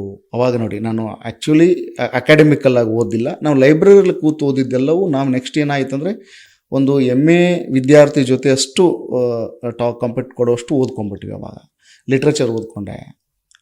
ಆಮೇಲೆ ಒಂದಿಷ್ಟು ರಾಜಕೀಯ ಬಗ್ಗೆ ತಿಳ್ಕೊಕ್ಕೆ ಶುರು ಮಾಡಿದ್ವಿ, ಪೊಲಿಟಿಕಲ್ ಸೈನ್ಸ್ ಓದೋಕ್ಕೆ ಶುರು ಮಾಡಿದ್ವಿ. ಅದೆಲ್ಲ ಅವಾಗ ನಮ್ಗೆ ಒಂದು ಅಂದರೆ ಲೈಬ್ರರಿಯಿಂದ ಓದಿದ್ದು ನಾನು. ಅಕಾಡೆಮಿಕಲ್ ಆಗು ಯಾವುದೋ ಕಾಲೇಜಲ್ಲಿ ಅಥವಾ ಯೂನಿವರ್ಸಿಟಿಯಲ್ಲಿ ಓದಿದ್ದಲ್ಲ. ಆಮೇಲೆ ಎಕ್ಸ್ಪೀರಿಯನ್ಸ್ ಇರೋ ಗುರುಗಳು ಸೇರೋಕ್ಕೆ ಶುರು ಮಾಡೋದು. ಅಲ್ಲಿಂದ ಸೀರಿಯಸ್ ಆಗಿ ಶುರು, ಲೈಫ್ ಸೀರಿಯಸ್ ಆಗ್ತಾ ಆಮೇಲೆ ನಟನೆ ಅಂದರೆ ಏನು, ಕಲಿಯೋದು ಅಂದರೆ ಹೇಗಿದೆನಾ. ನೀನಾಸಂ ಅಥವಾ ರಂಗ ಸಂಸ್ಥೆಗಳಿದಾವಲ್ಲ, ಅವು ತುಂಬ ಸೀರಿಯಸ್ ಆಗಿ ಕೆಲಸ. ಯಾರು ಬಿಟ್ಟಿದ್ದು ನೀನಾಸಂಗೆ ಕರ್ಕೊಂಡು ಹೋಗಿ? ಅಶೋಕ್ ಗೋನ್ಬಾಳ್ ಅಂತ ನನ್ನ ಗುರುಗಳು. ಅವ್ರು ಏನ್ ನೋಡಿ ನಿಮ್ಮನ್ನ ಅಲ್ಲಿ ಕಳಿಸ್ಬೇಕು ಅಂತ? ಮಾತುಗಾರಿಕೆ, ಪಟ ಪಟ ಪಟ ಪಟ ಮಾತಾಡ್ತಾ ಇದ್ದೆ. ತುಂಟಾಟ, ನನ್ನ ಅಭಿರುಚಿಗಳು, ನನ್ನ ಆಸಕ್ತಿಗಳು, ಹೊಸದಕ್ಕೆ ತೆರೆಕೊಳ್ಳುವ ಗುಣ, ಇವೆಲ್ಲ ಅವ್ರಿಗೆ ಗಮನಿಸಿ, ಓಕೆ ಇವನು ಒಳಗಡೆ ಏನೋ ಒಂದಿದೆ, ಇವನು ಈ ಥರದ್ದೊಂದು ದಾರಿಗೆ ಹಚ್ಚಿದ್ರೆ ಒಳ್ಳೇದಾಗತ್ತೆ. ನಮ್ಮೂರವರು ನನ್ನ ಓಣಿ ನಮ್ಮ ಕಡೆ, ನಮ್ಮ ಏರಿಯಾದಿಂದ. ಅವರು ಕೂಡ ಆರ್ಟಿಸ್ಟ್ ಹಾಗಾದ್ರೆ? ಅವರು ಪೇಂಟಿಂಗ್ ಆರ್ಟಿಸ್ಟು ಆ್ಯಂಡ್ ಅವರು ಮೇಸ್ಟ್ರು ಕೂಡ. ಆ ಊರಿನಲ್ಲಿ ಮೇಸ್ಟ್ರು ಕೂಡ ಒಳ್ಳೆ ಮೇಸ್ಟ್ರು. ನಮಗೆಲ್ಲ ನಮ್ಮಂಥವ್ರು ತುಂಬ ಜನ ವಿದ್ಯಾರ್ಥಿಗಳಿಗೆ ಅವ್ರಿಗೆ ಆಶ್ರಯ ಆಗಿದೆ. ನಿಮ್ಮ ಮೇಸ್ಟ್ರು ಕೂಡ ಹೌದಾ ಅವರು? ಹೌದು, ನನಗೆ ಶಾಲೆಯಲ್ಲಿ ಮೇಸ್ಟ್ರು ಅಲ್ಲ, ನಾಟಕದಲ್ಲಿ ಮೇಸ್ಟ್ರು. ಮತ್ತೆ ನಮ್ಗೆ ಇವತ್ತು ಹಾಸ್ಯದ ಪ್ರಜ್ಞೆ ಏನಾದ್ರು ಬೆಳೆದಿದೆ ಅವರಿಂದ. ಅವ್ರು ಭಾಳ ಟೈಮಿಂಗ್ ಇತ್ತು, ಜೋಕ್ ಹೇಳೋದು, ಪಂಚ್ ಹೇಳೋದು, ಭಾಳ ನಾವು ಎಷ್ಟು ನಗ್ತಿದ್ದೆ. ಅದೇ ಹೇಳಿದ್ನಲ್ಲ ನಿಮಗೆ, ಭಾಳ ನಕ್ಕಿದ್ದೀನಿ ರೀ ಮೇಡಮ್ ಅವ್ರ ಜೊತೆ ನಾನು. ನನಗೆ ಈಗ ಅಂತ ನಗುನ ಕಳ್ಕೊಂಡ್ಬಿಟ್ಟಿನಿ ನನಗೆ. ಸೊ ಇದಾದ್ಮೇಲೆ ನೀನಾಸಂಗೆ ಬಿಡ್ತಾರೆ, ನಿಮ್ಮಲ್ಲಿ ಏನೋ ಒಂದು ಟ್ಯಾಲೆಂಟ್ ಇದೆ ಅಂತ. ಸೊ ಅಲ್ಲಿಂದ ನೀವು ಅದನ್ನೇ ಹೇಳಿದಂಗೆ ಲೈಫ್ ಸೀರಿಯಸ್ ಆಗಿ ಸ್ಟಾರ್ಟ್ ಆಯಿತು. ಇಲ್ಲ, ಇಷ್ಟು ದಿನ ಲೈಫಲ್ಲಿ ಏನೂ ಮಾಡಿಲ್ಲ, ಇನ್ಮೇಲೆ ಏನಾದರೂ ಮಾಡಬೇಕು, ಜೀವನಕ್ಕೆ ಆಧಾರ ಮಾಡ್ಕೋಬೇಕು ಏನಾದರೂ ಅಂತ ಹೋರಾಟದಲ್ಲಿ ನೀನಾಸಂನ ಮುಗಿಸ್ಕೋತೀರ. ನೀನಾಸಂ 2 ವರ್ಷನಾ? ಹೌದು, ಒಂದು ವರ್ಷ ನಿಮಗೆ ಅಲ್ಲಿ ಕೋರ್ಸ್ ಆಗುತ್ತೆ, ಒಂದು ವರ್ಷ ತಿರುಗಾಟ ಇರುತ್ತೆ. ನಾನು ಒಂದು ವರ್ಷ ಮತ್ತೆ ಅಲ್ಲಿ ಜನಮನದ ಆಟ ಅಂತ ಒಂದು ಸಂಸ್ಥೆ ಇತ್ತು, ಅಲ್ಲಿ ಕೂಡ ಕೆಲಸ ಮಾಡಿದೆ. ಅದಾದ ಮೇಲೆ ಮತ್ತೆ ಬೇರೆ ಬೇರೆ ಬೇರೆ ಕಡೆ ಹೊರಟೆ ನಾನು. ಓಕೆ, ಸೊ ಅಲ್ಲಿಂದ ಬೇರೆ ಬೇರೆ ಪಾತ್ರಗಳು, ಬೇರೆ ಬೇರೆ ಬೇರೆ ಬೇರೆ ಸಂಸ್ಥೆಗಳು. ನಾಟಕದಲ್ಲೇ ಒಂದು ಹತ್ತತ್ರ ಒಂದು 8 ರಿಂದ 10 ವರ್ಷ ಕೆಲಸ ಮಾಡಿದ್ದೀನಿ. ರಂಗಭೂಮಿಯಲ್ಲಿ. ಅಲ್ಲೇ ಚೆನ್ನಾಗಿತ್ತಾ ಟಿವಿಗೆ ಬರಕ್ಕೂ ಮುಂಚೆ? ಖಂಡಿತವಾಗ್ಲು ಹೌದಾ? ತುಂಬ ಚೆನ್ನಾಗಿ. ಅಲ್ಲ, ಇಲ್ಲಿ ಚೆನ್ನಾಗಿಲ್ಲ ಅಂತಲ್ಲ, ಕಂಪ್ಯಾರಿಟಿವ್ಲಿ ಅಂದರೆ ನಿಮಗೆ, ಅಂದರೆ ಇವಾಗಲೂ ಹೇಳ್ತೀನಿ ಕೇಳಿ, ರಂಗಭೂಮಿ ಹಿನ್ನೆಲೆಯಿಂದ ಬರುವ ಒಂದಿಷ್ಟು ಕಲಾವಿದರು ಇದಾರಲ್ಲ, ಅವ್ರಿಗೆ ಇವಾಗಲೇ ಕೇಳಿ ಅವ್ರು ಹೇಳ್ತಾರೆ ರಂಗಭೂಮಿ ನಾಟಕದಲ್ಲಿ ಚೆನ್ನಾಗಿತ್ತು ಅಂತ. ಹಾಗೆ ಅದು ಈ ನೋಡಿ, ನನಗೆ ಈ ರಂಗಭೂಮಿ ಬರೋದಕ್ಕಿಂತ ಮುಂಚೆ ಬಾಲ್ಯ ಚೆನ್ನಾಗಿತ್ತು ಅಂತಂದೆ. ಹಾಗೆ ಅದು ಈ ನೋಡಿ, ಈ ಟಿವಿಗೆ ಬಂದುಬಿಟ್ರೆ ನಾನು ನಾಳೆ ಇನ್ನೊಂದು ಬೇರೆ ಯಾವುದೇ ಸ್ಥಾನಕ್ಕೆ ಹೋದ್ರೆ, ಇಲ್ಲ ನಾನು ಟಿವಿಯಲ್ಲೇ ಚೆನ್ನಾಗಿ, ನೆಕ್ಸ್ಟ್ ಇಲ್ಲೇ ಚೆನ್ನಾಗಿತ್ತು ಅಂತ. ಹಾಗೆ ಅದು ಮನುಷ್ಯ ಹಂತ ಹಂತವಾಗಿ ಮೇಲೆ ಹೋದಾಗ ತನ್ನ ಬದುಕಿನ ದಾರಿ ನೆನಪು ಮೆಲುಕಾಗ್ತಾ ಬರ್ತಾನೆ. ನಮ್ಮಲ್ಲಿ ಹಳೆ ಉಪ್ಪಿನಕಾಯಿ ಎಷ್ಟು ದಿವಸ ಇಡ್ತೀವಿ ಅಷ್ಟೊಂದು ರುಚಿಗಟ್ಟುತ್ತೆ ಅಂತ ಹೆಂಗೆ ಹೇಳ್ತೀವಿ, ಹಂಗೆ ಇದು ನೆನಪು ಅನ್ನೋದು ಅಷ್ಟೇ. ನಮಗೆ ನಾವು ಹೋರಾಟ ಮಾಡೋ ಸಮಯದಲ್ಲಿ ಯಾವಾಗ ಹೋಗಿ ಆ ಪೀಕ್ ಮುಡ್ತೀನೋ ಅಥವಾ ಯಾವಾಗ ನಾವು ಅನ್ಕೊಂಡಿದ್ದು ಸಾಧಿಸ್ಬಿಡ್ತೀನೋ ಅಂತ ಅನ್ಸ್ಬಿಡುತ್ತೆ. ಆ ಹೋರಾಟದಲ್ಲಿ ಎಲ್ಲರೂ ಮುಗಿಸಿ ಸಕ್ಸಸ್ ಕಂಡ್ಮೇಲೆ ಮತ್ತೊಂದ್ಸಲ ಹಿಂತಿರುಗಿ ನೋಡಿದಾಗ ಮತ್ತೆ ಅಲ್ಲಿಗೆ ವಾಪಸ್ ಹೋಗ್ಬೇಕಾಗಿತ್ತು. ಎಲ್ಲ ಮನುಷ್ಯರು ಅಥವಾ ಈ ಕಲಾವಿದರ ಜರ್ನಿನೇ ಹಾಗೆ ಅಂತ ಅನ್ಸುತ್ತೆ. ನಾನು ಹಿಂದೆ ಬದುಕಿದ್ದೆ ಚೆನ್ನಾಗಿತ್ತು ಅಂತ ಅನ್ನಿಸ್ಕೊಳುತ್ತೆ, ಅಥವಾ ಆ ಎಕ್ಸ್ಪೀರಿಯನ್ಸು, ನಾವಿರೋ ರೀತಿ, ನಮ್ಮಲ್ಲೇ ಆಗೋ ಬದಲಾವಣೆಗಳು ಎಲ್ಲ ಈ ರೀತಿ ಮಾಡಿಸುತ್ತೆ ಅಂತ ಅನ್ಸುತ್ತೆ. ಅದೇ ಮನುಷ್ಯನಿಗೆ ಇವನು ತೃಪ್ತಿ ಮನುಷ್ಯ ಅಲ್ಲ, ಇವನು ತೃಪ್ತಿ ಆಗಲ್ಲ. ಮನುಷ್ಯನಿಗೆ ತೃಪ್ತಿ ಅನ್ನೋದೇ ಇರಲ್ಲ, ತೃಪ್ತಿ ಇಲ್ಲ ಅವ್ನಿಗೆ, ಯಾವತ್ತೂ ತೃಪ್ತಿ ಆಗಲ್ಲ. ಅವ್ನು ಯಾವಾಗಲೂ ನೋಡಿ ಮುಂದೆ ಹೋದಾಗೆಲ್ಲ ಹಿಂದೆ ಚೆನ್ನಾಗಿತ್ತು, ಚೆನ್ನಾಗಿತ್ತು ಅಂತ ಹೇಳಕ್ಕೆ ಶುರು ಮಾಡ್ತಾನೆ. ಆಮೇಲೆ ಬದಲಾವಣೆ ಜಗದ ನಿಯಮ ನೋಡಿ. ಹೇಳಿದಕ್ಕೆ ಏನೇ ಬದಲಾವಣೆ, ಇವತ್ತು ಬಂದಿರೋ ಡಿಜಿಟಲ್ ಆಗಲಿ, ಅಥವಾ ನಮ್ಮ ಬೇರೆ ಬೇರೆ ಬೇರೆ ಥರದಲ್ಲಿ ಬದಲಾವಣೆ ಆಗ್ತಿರೋದಾಗಲಿ, ಅಥವಾ ಮಕ್ಕಳ ಮನಸ್ಥಿತಿಗಳು ಬದಲಾಗ್ತಿರೋದಾಗಲಿ, ಇವೆಲ್ಲವೂ ಜಗದ ನಿಯಮ. ಇದು ಕಾಲ ಕಳೆದ ಹಾಗೆ ಇನ್ನೂ ಬದಲಾಗ್ತಾ ಹೋಗುತ್ತೆ. ನಮ್ಮ ಇವತ್ತು ನಾವು ಕೂತಿದ್ದೀವಿ, ಇದನ್ನು ನೋಡ್ತಾ ಇದ್ದೀವಿ. ಇನ್ನು ಇವತ್ತು ನಾವು ಯಾವುದೋ ಕರೋನಾ ಥರದ್ದು ನೋಡಿದ್ದೀವಿ, ಇನ್ನೊಂದು ಯಾವುದೋ ಸಾರ್ಸ್ ಥರ ಯಾವುದೋ ರೋಗಗಳು ನೋಡಿದ್ದೀವಿ. ಹಿಂಗೆ ತಡಾರನ್ನು ಸತ್ತೋಗೋದು. ಇನ್ನೊಂದು 20-30 ವರ್ಷ ಹೋದ್ರೆ ಇನ್ನೊಂದು ಬೇರೆ ಯಾವುದೋ ಬಂದಿರ್ಬೋದು. ಹಿಂಗೆ ನೋಡೋ ಸತ್ತೋಗ್ಬೋದು, ಹಿಂಗೆ ಮುಟ್ರೆ ಸತ್ತೋಗ್ಬೋದು, ಏನೋ ಆಗ್ಬೋದು. ಅವತ್ತು ಜಗತ್ತು ಹಾಗೆ, ಅದು ತನ್ನ ಕಾಲಕ್ಕೆ ತಕ್ಕ ಹಾಗೆ ತನ್ನ ಬದಲಾವಣೆ ಮಾಡ್ಕೊಂಡು ಹೋಗ್ತಿರುತ್ತೆ. ಅದೇ ಹೇಳ್ತಿರೋದು ಜಗತ್ತು ತಾನು. ನಾವದೇ ಹೇಳ್ತಿಲ್ಲ ಕಾಲು ಕೆಟ್ಟಿದೆ ಅಂತ. ಕಾಲು ಕೆಟ್ಟಿಲ್ಲಪ್ಪ, ನೀನು ಕೆಟ್ಟಿದೆಯಾ ಮನುಷ್ಯ. ನಿನ್ನ ಮನಸ್ಸು ಸರಿ ಇಲ್ಲ, ನಿನ್ನ ಮನಸ್ಸು ಸರಿ ಮಾಡ್ಕೊಂಡ್ರೆ ಎಲ್ಲ ಸರಿ ಹೋಗುತ್ತೆ. ನೀನು ಅನ್ಕೊಂಡು ಕೂತಿದ್ದೆ, ಇಲ್ಲ ಕಾಲು ಹಂಗಾತ, ಅದು ಹೋಗುತ್ತೆ, ಅದು ಪಾಡಿಗೆ, ಅದು ಕೇಳಲ್ಲ ಅದು. ಹೌದು, ಸಮಯ ಅನ್ನೋದು ಯಾವತ್ತೂ ನಿಂತ್ಕೊಳ್ಳಲ್ಲ. ಇಲ್ಲ. ಸೊ ಇದಾದ ನಂತರದಲ್ಲಿ ನಿನಾಸಂನ ಮುಗಿಸ್ ನಂತರದಲ್ಲಿ ಕಾಮಿಡಿ ಕಿಲಾಡಿ ಅನ್ನೋಂಥ ಜರ್ನಿ ಸ್ಟಾರ್ಟ್ ಆಗಿದ್ದು. ಬಟ್ ಒಂದಷ್ಟು ಬೇರೆ ಬೇರೆ ನಾಟಕಗಳು, ಬೇರೆ ಬೇರೆ ಸಂಸ್ಥೆಗಳಲ್ಲಿ ಕೆಲಸ ಮಾಡುವಾಗ ಕಾಮಿಡಿ ಕಿಲಾಡಿ ಹುಡುಕೊಂಡು ಬಂದಿದ್ದು ಹೇಗೆ? ಅಥವಾ ಆಸ್ ಯೂಶುವಲ್ ಟಿವಿನಲ್ಲಿ ಈ ಥರ ಆಡಿಷನ್ ನಡೀತಾ ಇದೆ, ಬಂದು ಕೊಡಿ ಅಂತ ಹೋಗಿದ್ದ ಹೇಗೆ ನಿಮಗೆ? ಕಾಮಿಡಿ ಕಿಲಾಡಿ ಇದಾದ ನಂತರದಲ್ಲಿ ಡೈರೆಕ್ಟ್ ಕಾಮಿಡಿ ಕಿಲಾಡಿ ಅಲ್ವಾ? ಆಮೇಲೆ ಸೀರಿಯಲ್ ಮಾಡಿದೆ ನಾನು. ಸೀರಿಯಲ್ ಮಾಡಿ ಕಾಮಿಡಿ ಕಿಲಾಡಿ ಮಾಡಿದ್ದು. Okay okay okay. ಒಂದು 28 ಸೀರಿಯಲ್ ಮಾಡಿದೆ ನಾನು. 28 ಸೀರಿಯಲ್ ಮಾಡಿದ್ದೀನಿ ನಾನು ಅವಾಗ, ಬೇರೆ ಬೇರೆ ಪಾತ್ರಗಳು. ಹೌದು, ಒಂದು ಸೀರಿಯಲಲ್ಲಿ ಹೀರೋ ಆಗಿ ಕೆಲಸ ಕೂಡ ಮಾಡಿದ್ದೀನಿ ನಾನು. Replace hero. ನಾನು ಪಾರ್ವತಿ ಪರಮೇಶ್ವರ ಅಂತ ಒಂದು ಸೀರಿಯಲ್ ಬರ್ತದೆ ಜಿ ಕನ್ನಡದಲ್ಲಿ. ಅದರಲ್ಲಿ 1.5 ವರ್ಷ ರೀಪ್ಲೇಸ್ ಹೀರೋ ಆಗಿ ಮಾಡಿದ್ದೀನಿ ನಾನು. ಪರಮೇಶ್ವರ್ ಪಾತ್ರ ಮಾಡಿದ್ದೀನಿ. ಆ ಕಾಲದವರು ಅಂದ್ರೆ, ಸಾರಿ, ಆ ಕಾಲದವ್ರು ಅಂದ್ರೆ ಮೋಸ್ಟ್ಲಿ ನನಗೆ ಇನ್ನೊಂದು 86 ವಯಸ್ಸಾಗಿ ಸಾವಿನ ತುದಿಯಲ್ಲಿ ನಿಂತಿದ್ದೀರಿ ಅನ್ಕೋತೀರಾ? ನಾನು 7ನೇ ಕ್ಲಾಸಲ್ಲಿ ಇದ್ದಾಗ ಬರ್ತಿತ್ತು ಸರ್. ನಾನು 3ನೇ ರೀಪ್ಲೇಸ್ ಹೀರೋ ಅದಕ್ಕೆ. ಅಲ್ಲ, ಬಟ್ ಏನೇ ಆಗ್ಲಿ, ನಾನು 7ನೇ ಕ್ಲಾಸಲ್ಲಿ ಇದ್ದಾಗ ನೋಡ್ತಾ ಇದ್ದೆ ಅನ್ಸುತ್ತೆ ಸರ್. ನಾನು ಹೈಸ್ಕೂಲಲ್ಲಿ ಆದ್ರೂ ಪಾರ್ವತಿ ಪರಮೇಶ್ವರ ಯಾವ್ದು 10 ಗಂಟೆ ಸ್ಲಾಟ್ ತಾನೆ ರಾತ್ರಿ. ಹೌದು, ಮತ್ತೆ ಪಾಂಡುರಂಗ ವಿಠಲ, ಪಾರ್ವತಿ ಪರಮೇಶ್ವರ, ಮತ್ತೆ ಅವಾಗ ತಾನೇ ಯಾವ್ದು ಮುಗೀತು, ಪಾಪ ಪಾಂಡು, ಮತ್ತೆ ಸಿಲ್ಲಿಲಲ್ಲಿ ಮುಗಿದಿತ್ತು. ಸಿಲ್ಲಿಲಲ್ಲಿ ತಗೊಂಡ್ರೆ ನಾನು ಇನ್ನೂ ತುಂಬಾ ಚಿಕ್ಕ ವಯಸ್ಸಾಗಿ ಹುಟ್ಟಿರ್ಲಿಲ್ಲ ಅನ್ಸುತ್ತೆ, ಇನ್ನು ಗರ್ಭದಲ್ಲಿ ಹುಟ್ಟಿದ್ದೆ. ಹಿಂಗ್ ಟಿವಿ ಮುಂದೆ ಹೋಗಿ ಕುತ್ಕೊಂಡು ನೋಡ್ತಿದ್ದೆ. ಆ 3 ಸೀರಿಯಲ್ ಹೆಂಗ್ ಕಾಮಿಡಿ ಇರ್ತಿತ್ತಂದ್ರೆ, ಆ 3 ಸೀರಿಯಲ್ನ ಹೋಗಿ ನೋಡ್ತಿದ್ದೆ ಸರ್. ತುಂಬಾ ಚಿಕ್ಕವಳು ಸರ್ ನಾನು ಅವಾಗ ಎಂಟ್ರಿ ನೋಡಿ ಇಂಡಸ್ಟ್ರಿಗೆ ನನ್ನ ಎಂಟ್ರಿ ಅವಾಗ ಮೇಜರ್ ರೋಲಲ್ಲಿ. ನಾನು ಅವಾಗ ಸರ್ ನಿಜ, ನಾನು ಸಿಲ್ಲಿಲಲ್ಲಿ 2ನೇ ಕ್ಲಾಸ್ ಅಲ್ಲ UKG ಸರ್. ನಾನು ಅವಾಗ ಸಿಲ್ಲಿಲಲ್ಲಿ ನಾನು ಮಾಡಿಲ್ಲ.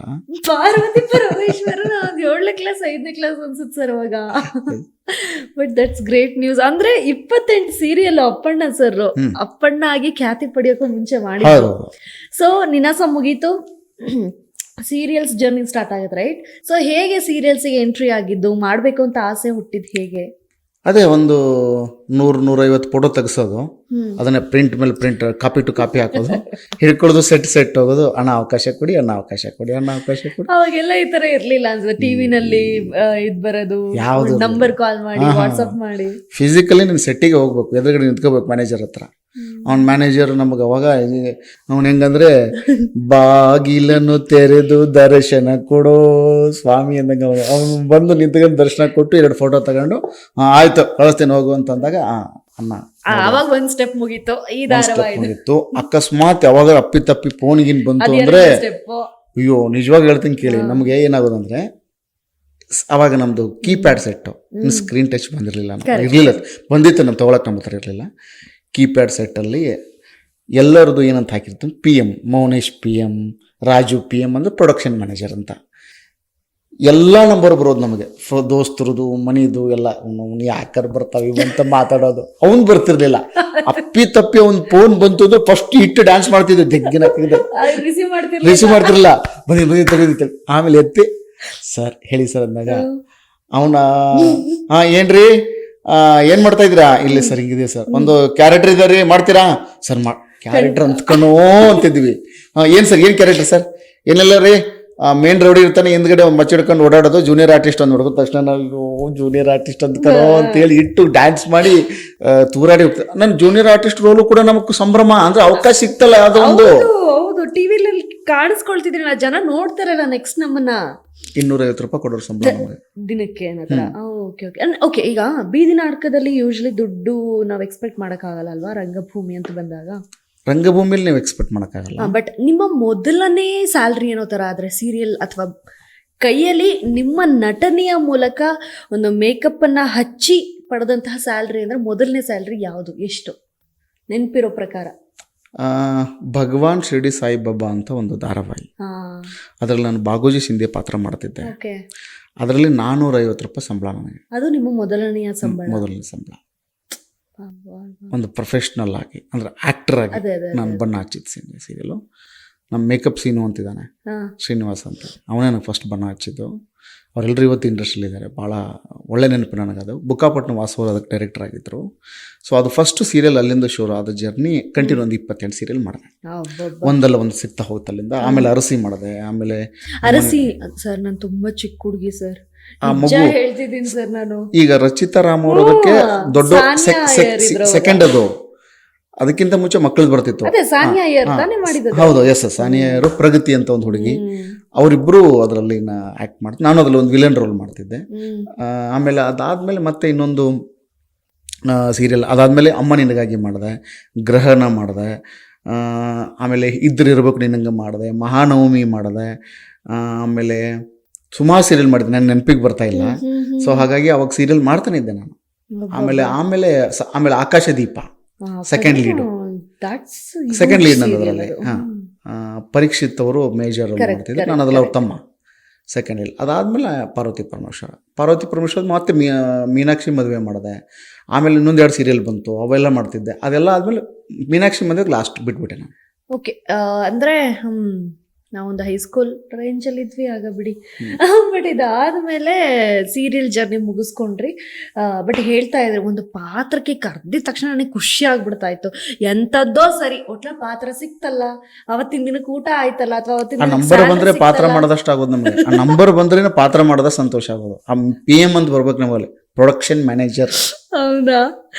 ಬಟ್ ಆ ಕ್ಷಣಗಳು ಕೂಡ ತುಂಬಾ ಎಂಜಾಯ್ ಮಾಡಿದಿರ ಅನ್ಸುತ್ತೆ ಅಲ್ಲ. ಅದೊಂದು ಕಾದು ಕೂತಿದ್ದಾಗ ಏನಾದ್ರೂ ಒಂದು ಕೈಗೆ ಸಿಕ್ಕಿದಾಗ ಎಷ್ಟು ಖುಷಿ ಆಗುತ್ತೆ ನಮ್ಗೆ ಕಲಾವಿದರಾಗಿ.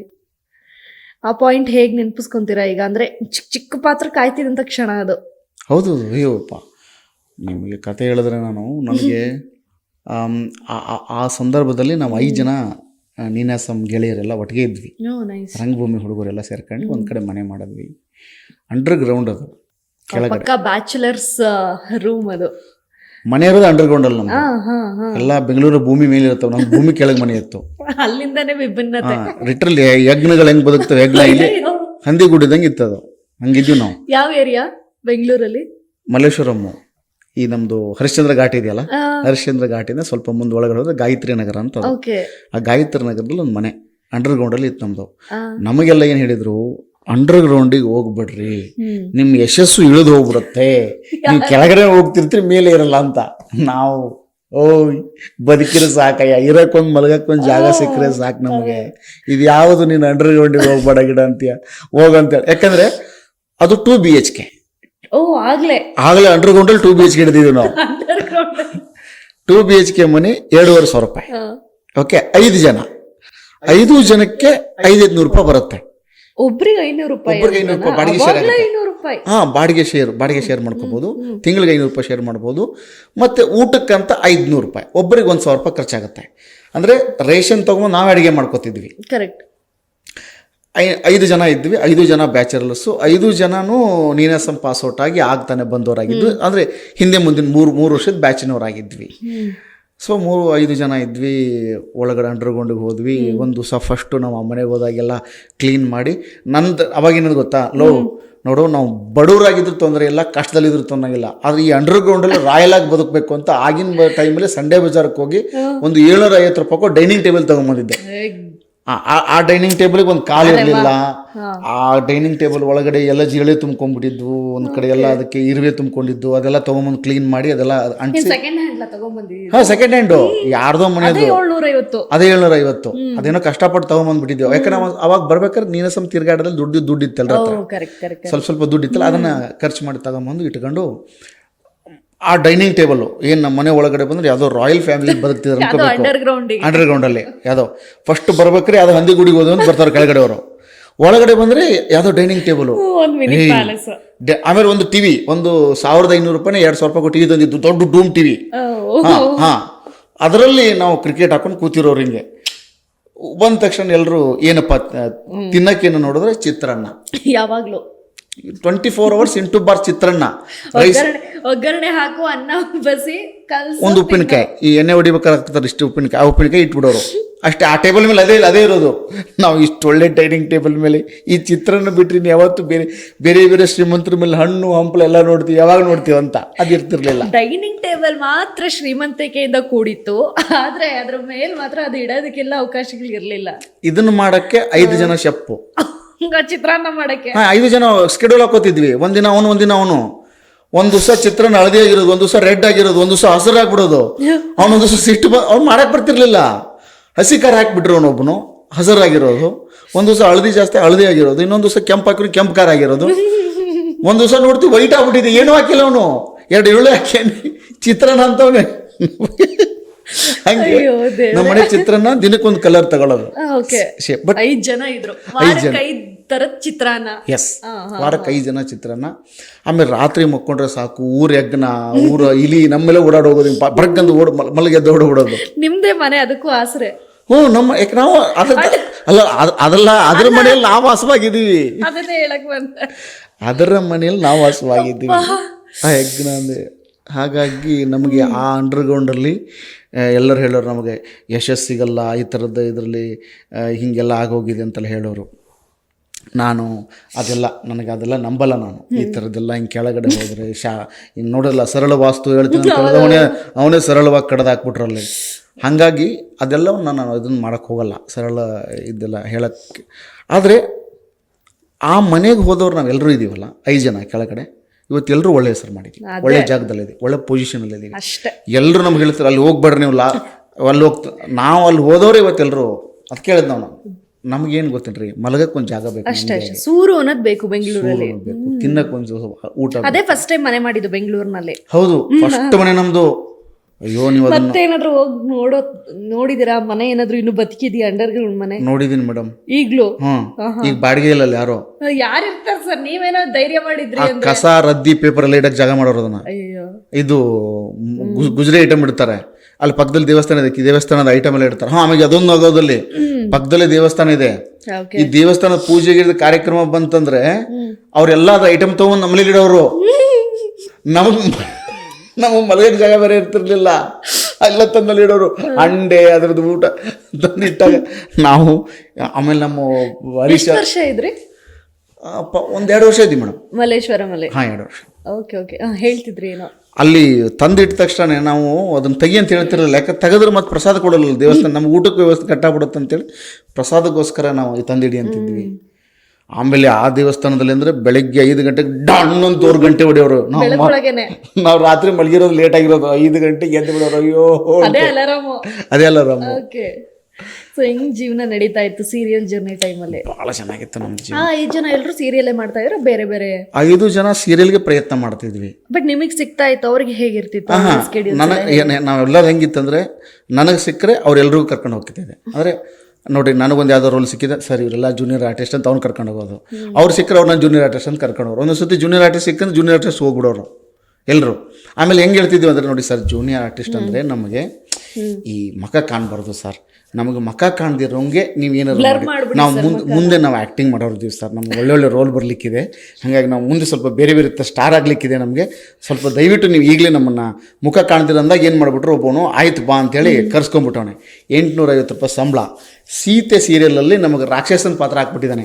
ಫುಲ್ ಎಲ್ಲರೂ ಮುಖ ಎಲ್ಲ ರಾಕ್ಷಸನ್ ಥರ ಹಾಕಿ, ಕಿರೀಟ ಎಲ್ಲ ಹಾಕಿ, ಕೈಯಲ್ಲಿ ಕಡ್ಗ ಕೊಟ್ಟು, ಅವ್ನು ಮೇಕಪ್ ಮ್ಯಾನ್ ಅಂತೂ ಬಂದು ರಿಟರ್ಲಿಂಗ್ ಕತ್ತಿಡ್ದೆ, ಏಯ್ ವಿಗ್ ನನ್ನ ಮಕ್ಕಳ ಕರೆಕ್ಟಾಗಿ ತೊಗೊಂಬಂದಿಡ್ಬೇಕು, ಮತ್ತು ಮುಖ ಬಾರಿಸ್ಬಿಡ್ತೀನಿ ನಾನು. 5 ಜನ ಮಾಡಿದ್ರ ರಾಕ್ಷಸರು? 5 ಜನ. ರಾಮನು ಶರವೇಗದಿಂದ ಬಾಣ ಬಿಡುತ್ತಿದ್ದಾನೆ ನೋಡು ಅಂತ ಹೇಳ್ಬೇಕಲ್ಲಿ. ನಮ್ಗೆ ಡೈಲಾಗ್ ಕೊಟ್ಬಿಟ್ಟಿದ್ದಾರೆ ನಮ್ಮ ಹುಡುಗಂಗೆ, ಗಜ ಅಂತಿದ್ದಾನೆ. ನಮಗೆ ಡೈಲಾಗ್ ಕೇಳಕ್ಕೆ ಬಂದರು. ನಾವು ಡೈಲಾಗ್ ಹೇಳೋದು ಬೇಡ ಕಣ, ಯಾಕೆ ಸ್ವಲ್ಪ ದೂರದಲ್ಲಿ ಇದ್ಬಿಡೋಣ ಅಂತ. ಅವನು ಇಲ್ಲ ನಾ ಹೇಳ್ತೀನಿ ಅಂತ ಅಂದ್ಬಿಟ್ಟು ಅವನು, ಯಾರು ನಮ್ಮ ಗಜಾನ, ಅವನು ಹೇಳಪ್ಪ ಅಂತಂದ್ರು ಅವರು.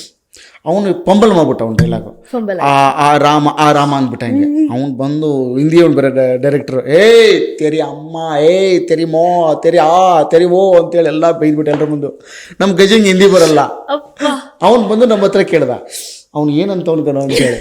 ಅವ್ನು ಏನಂತಾನಂತ ಕನ್ನಡದಲ್ಲಿ ಎಕ್ಸ್ಪ್ಲೇನ್ ಮಾಡಿದ್ವಿ ಎಲ್ಲ ಅಂತ ಅಂದ್ಬಿಟ್ಟು. ಆಮೇಲೆ ಹಿಂಗೆಲ್ಲ ಬೈದ ಅಳ್ತಾ ಕುತ್ಕೊಂಡ್ಬಿಡೋರು ಪಾಪ ಹೋಗಿ. ನಿಮ್ಮ 5 ಜನದಲ್ಲಿ ಒಬ್ರು ಫ್ರೆಂಡು ಸೀತೆ ಧಾರಾವಾಹಿ ಮಾಡಿದೀರಾ, ರಾಕ್ಷಸ ದೇವ್ರೆ ಎಲ್ಲ ಧಾರಾವಾಹಿನೂ ನೋಡಿದೀವಿ ಅಪ್ಪಣ್ಣ ಸರ್. ನಾವು ನಿಜ ಹೇಳ್ತೀವಿ, ಅರಸಿ ಧಾರಾವಾಹಿನೂ ನೋಡಿದೀವಿ, ಪಾರ್ವತಿ ಪರಮೇಶ್ವರ ಅದನ್ನು ನೋಡಿದೀವಿ. ಗ್ರೇಟ್. ಅಂದರೆ ಪಾತ್ರಗಳನ್ನ ಮಾಡ್ತಾ ಆಮೇಲೆ ಅದೊಂದು ಸಕ್ಸಸ್ ಕಾಣೋದಿದೆಯಲ್ಲ, ಅದೊಂದು ಖುಷಿ. ಎಲ್ಲ ಪಾತ್ರನೂ ಮಾಡಿದ್ದೀನಿ, ಏನು ಕೊಟ್ಟರು ಮಾಡ್ತೀನಿ ಅನ್ನತ್ರ ನಾವು ಬೆಳೆಯೋದಕ್ಕೆ ಕಾರಣ ಆಗದೆ ನಾವೇನು ಜರ್ನಿನ ನೋಡಿರ್ತೀವಿ. ನಟರು ಯಾವಾಗಲೂ ಹೌದು ತನ್ನ ಮಡಲಿಗೆ ಬಂದ ಅವಕಾಶವನ್ನು ಯಾವತ್ತು ಬಿಟ್ಕೊಡ್ಬಾರ್ದು. ಯಾವಾಗ ಬಿಟ್ಕೊಡ್ಬೇಕು ಅಂತಂದರೆ, ನೀನು ಒಂದು ಹಂತಕ್ಕೆ ಹೋದ ಮೇಲೆ ನಿನಗೆ ಇದೇ ಥರದ ಪಾತ್ರ ಮಾಡೋಕ್ಕೆ ಸ್ಪೇಸ್, ಅವಕಾಶ, ಸಕ್ಸಸ್ಸು, ದುಡ್ಡು ಇದೆ ಅಂದಾಗ, ಅದಿಲ್ಲದೆ ಇದ್ದಾಗ ಅದಿಮ್ಕಂಡು ಬಂದಿದ್ದನ್ನು ಇದು ನನ್ನ ತಟ್ಟೆಗೆ ಬಂದು ಊಟ ತಿನ್ಬೇಕು. ನೀವು ಅಲ್ಲಿಗೆ ಬಂದುಬಿಟ್ಟು ಇಲ್ಲ ನಾನು ಅದು ಮಾಡಲ್ಲ ಇದು ಮಾಡಲ್ಲ ಕಷ್ಟ ಆಗ. ನಾನು ಹಾಗೆ ನಮ್ಗೆ ಯಾವ್ದು ಬಂದು ಬಿಡ್ತಿರ್ಲಿಲ್ಲ. ನಾವು 5 ಜನ ಆಗ ಪಂಚಪಾಂಡವ್ರ ಥರ ಹೋಗ್ತಿದ್ವಿ, ಭೂತೈನ ಮಕ್ಕಳು ಅಯ್ಯ ಹೋದಂಗೆ ಹೋಗ್ತಿದ್ದೀವಿ. 5 ಜನದ್ದು ಭಾಳ ಕ್ವಾಟ್ಲೆ ಇತ್ತು ನಮ್ಮದು ಅಲ್ವಾ.